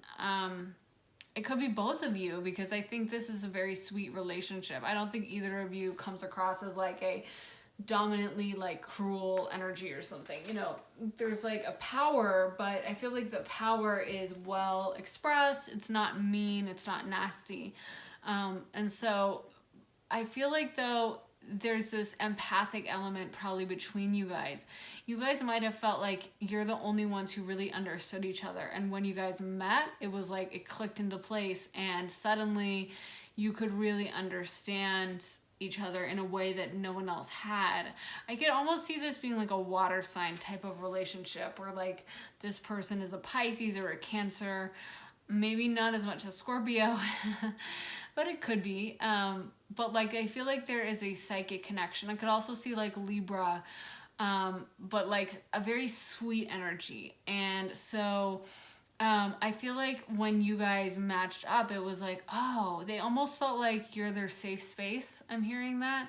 Like they could finally trust you and they could feel safe with you and they could really open up in a way that they never felt like they could before. And so it felt like a soulmate type of bond. It felt like this is really something special. And I think that's why they feel in awe now of the fact that you aren't together. They're just like, huh? They're shocked because in their mind, there's no way that two people can feel the way you guys feel about each other and not be together. And they're clarifying and like nodding to me and being like, yeah, that's more accurate. So the money thing that keeps coming up, I just feel like, it's just something they've observed, kind of. Like, I feel like there's somehow money keeping you guys together, or one person has more money than the other. Again, it could be the other person, could be flipped. But, like, it's almost like, I feel like this person doesn't like dealing with money. They just are acknowledging it as something that played a role or an obstacle in your relationship. And they are not someone that really wants to even think about money or dwell on money, but it's just something that has come up, and so they're like acknowledging it, but they don't want to have to deal with it. Like they're not like a money oriented person. I feel like this person is almost like a starseed or someone who has one foot in the other realm. Like it's almost like when you talk to Pisces, they're very bad a lot of times. They're actually, I think Pisces are the wealthiest sign. So they are good ultimately because they're good manifestors, but a lot of Pisces, like, well, they'll forget to pay a bill, or because they get very bored by money because it's the 12th kind of oldest sign in the zodiac, kind of, one foot in both dimensions, and they're like, ugh, I have to pay bills, this is so boring. Like they want to be thinking about like astral travel and stuff, astral projection, and I feel like this is this person's vibe where like they're acknowledging the money thing, but they don't want to have to deal with it. They just feel like, I feel like they're almost trying to look for reasons why you guys aren't together or why you guys didn't end up together. And maybe that's something that they think about. Maybe that's something that they worry about, is like the money played a role. Like maybe they felt like they weren't good enough for you, or they didn't have enough money for you. And now they are thinking that, yeah, I'm feeling like a lot of assurance from them that might be it, that they felt like you felt like they weren't good enough because they didn't have the money. But what they're saying is like, we had something so much more important than that. So I don't know. I mean, I just am the messenger, so I'm not. And also, I am no judgment.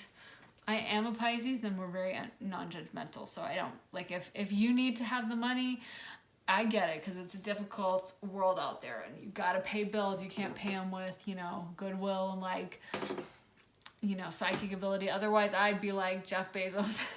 Just kidding. Just kidding. I'm not that good, but like but yeah. So you need money. You need you need the cold hard cash to pay your bills. It can't keep you warm at night. You need to keep the water on and the heat on and everything. So no judgment if money was a factor in the breakup, but I feel like this is what, like, I feel like this person is almost grasping at straws, trying to figure out, like, was it this? I don't know. Was it that? So maybe they think maybe it was the money, but they're not sure. I don't know, because I frankly don't really know why they keep bringing up money, but they do. So take it as it resonates.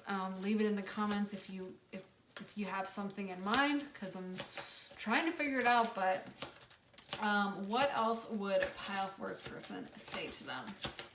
If they could say anything, what would Pile 4's person say to them? Heart-to-heart conversations, codependency, trust,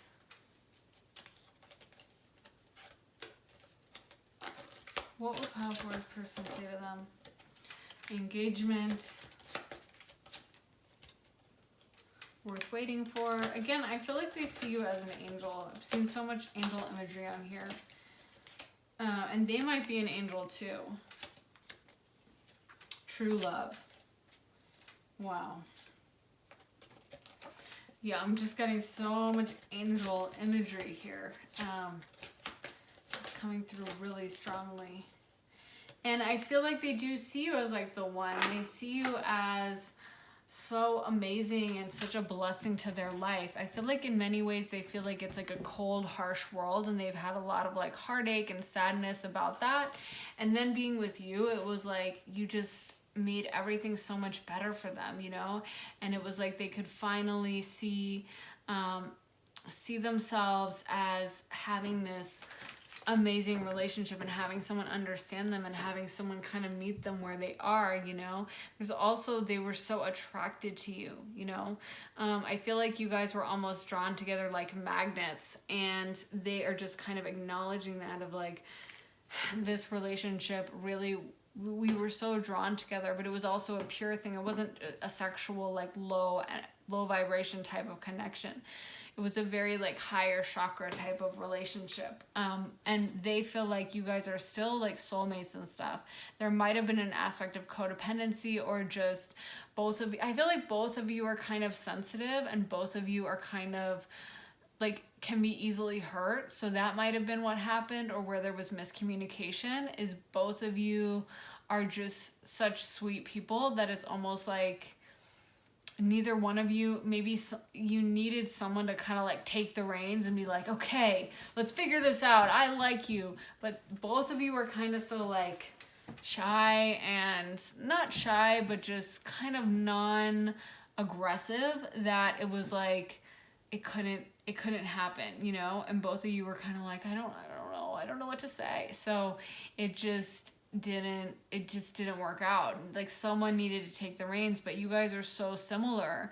You guys could be twin souls. I feel like you guys could really be soulmates or separated, or you guys are like mirrors of each other, where you're both not, like someone needed to be assertive and like grab the reins and be like, you're coming with me, you know, like, or like, I like you, do you like me back? And just have that difficult conversation. But both of you are just kind of these sweet people, and neither one of you is the type to be aggro or to, you know, push someone against the wall and be like, you're mine, kind of a vibe.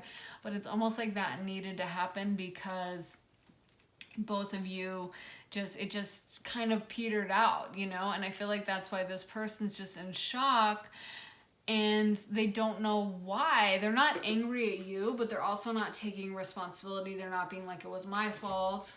They just don't know what happened. And I feel like they're just really sad, you know. They're just kind of sad, bummed. They're just kind of disappointed, and I feel like they're hoping it's gonna change. But I also feel like there's this energy between you guys where both of you, neither one of you is like super aggressive. And usually I would never say someone needs to be aggressive, but in this case I just think this is why this relationship didn't end up flourishing, is you're both too kind of sweet and too like, neither one of you is just aggressive enough. I can't think of another word for it. But let me pull some of my little message cards. What would Pile 4's person say to them? What would Pile 4's person say to them? I speak to you through music. Okay, I'm not surprised at all. What would Pile 4's person say to them? I carry you in my heart. I love that one. It's so sweet. What would Pile 4's person say to them? I need you. And that's what I heard in my mind before when I was starting this. I need you. I wish things could have been different. I feel like the way I hold these cards gets increasingly ridiculous, like contorting my hand, but it's just, I don't know why.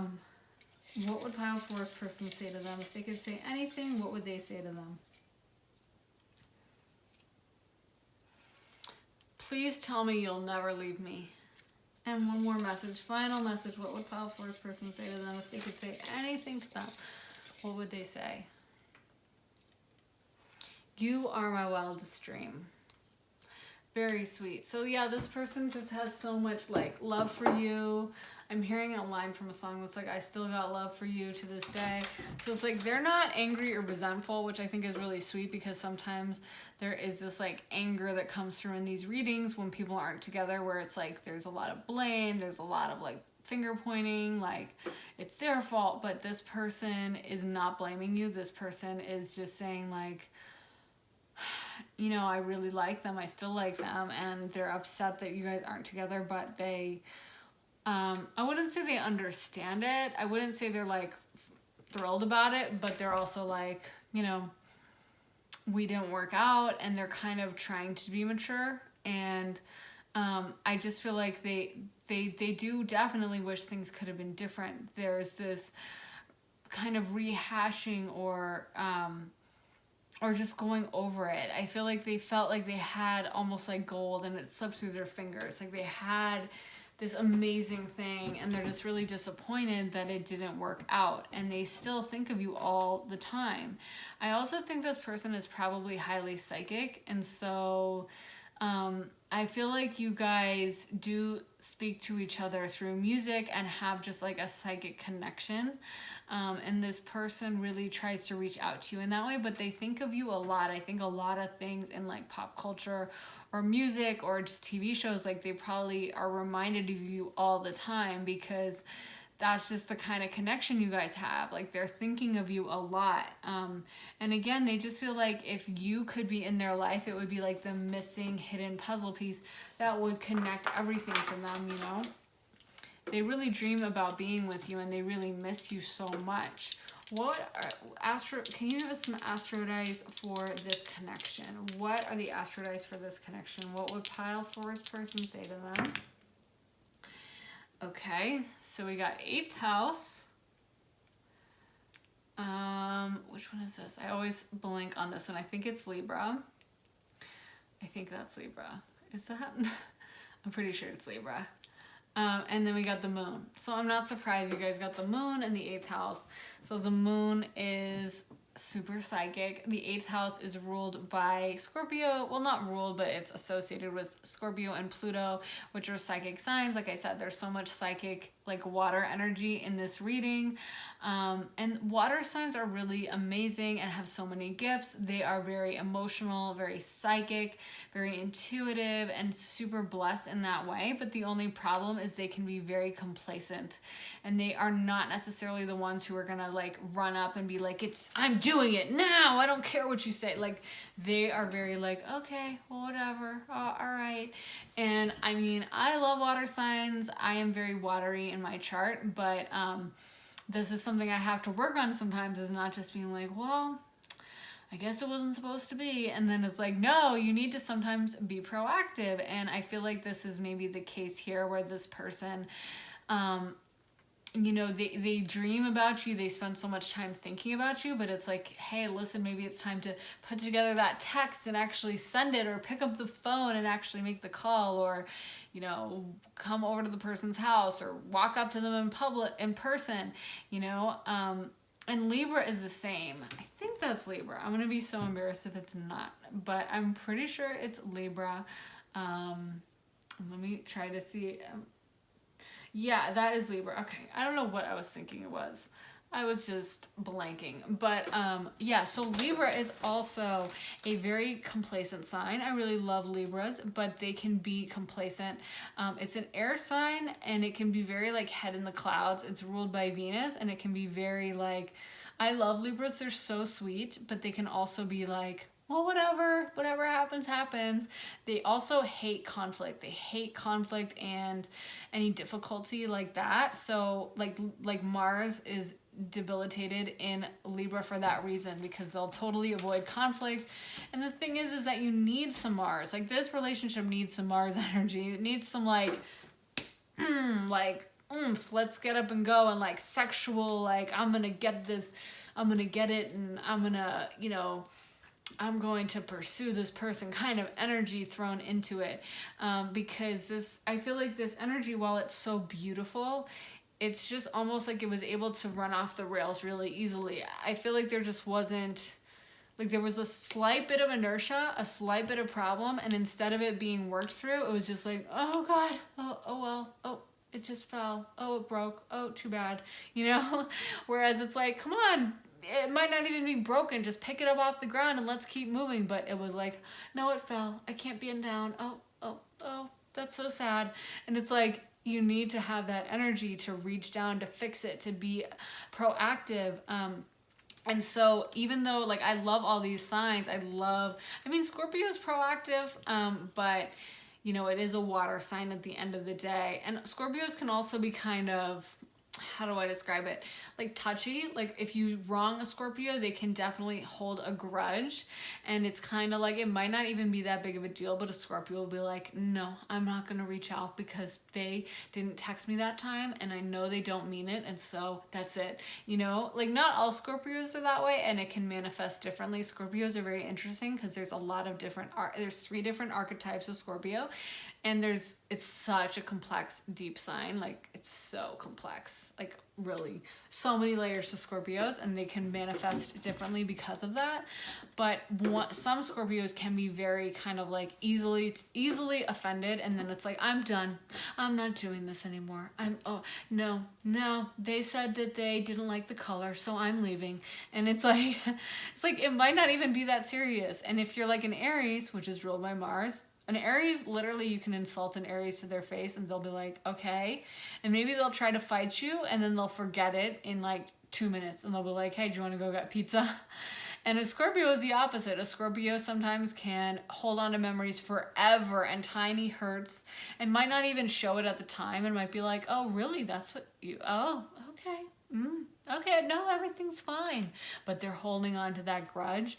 And I'm not saying this person is holding on to the grudge. I just feel like this was a situation that kind of wasn't a huge deal. Like, the vibe I'm getting, and I could be wrong, this is a general reading, so I'm picking up on the energy, and of course it could be different for specific situations.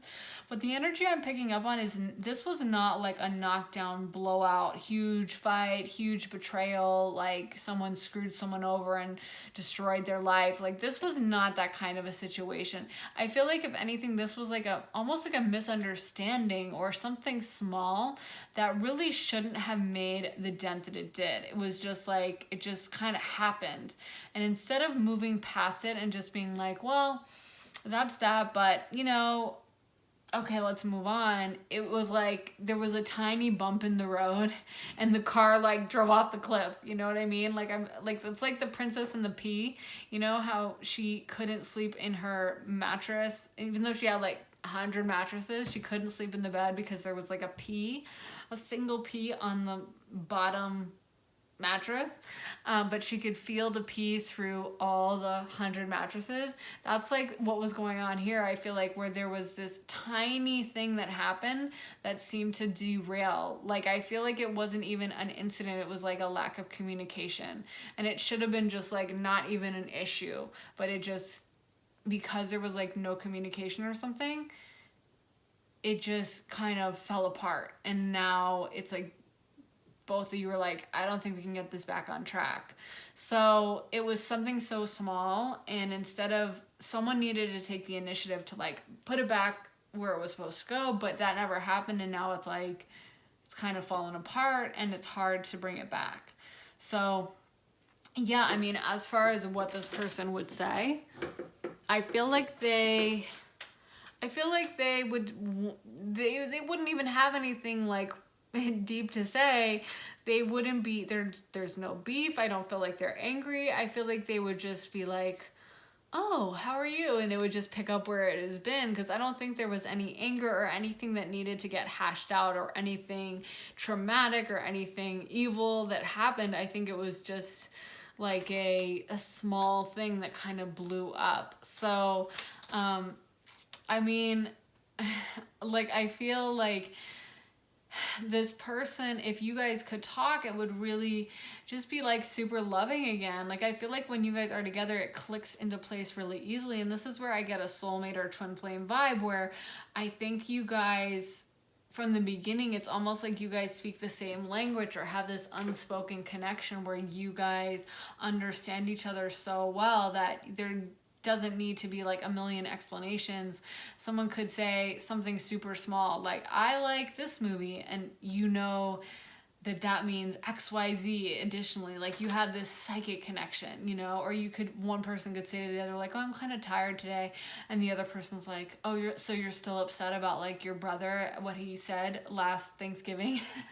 Like, it's so specific that you guys you're able to read in between the lines for everything. That it's like you guys like talking and having conversations is just so easy and flows so easily like water. I'm hearing it flows like water, like it's just like, or like a duck to water, like it's just so second nature. It's so easy and just, you know, it's like the most natural thing. So there wouldn't be any awkwardness. I don't think you guys would need to hash anything out. I think the only thing this person would say is just like, well, why aren't we talking? Can we change that? They'd just be happy to just put things back to where they were. And I just think they would also want you to know that since if they're not reaching out to you, it's not because they don't like you. They do like you, and it's just not in their nature to be super aggressive.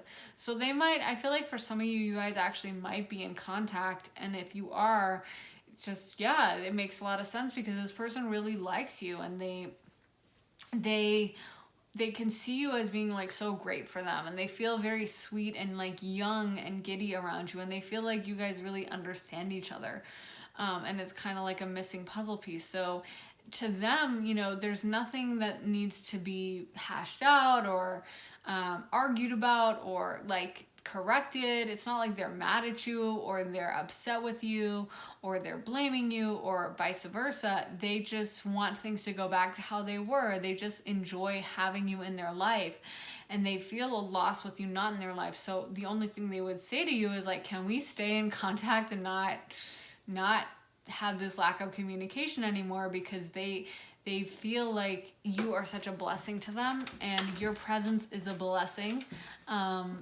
Like I'm hearing Just to Kick It Is a Blessing by A$AP Rocky, from I think his song Peso, and he says, just to kick it is a blessing. And again, I know the singing is amazing, and I know you thought that was like Adele singing, but it was actually me. It wasn't a recording, I promise. It was me. I do apologize for my singing because I know it's so bad. But you can look up the song Peso if you want to hear that line. It's just a quick line. But they say, just to kick it is a blessing. And that's how this person feels about you, is like being around you is just, it's almost like soothing to their soul. Like you guys, your energy is so compatible.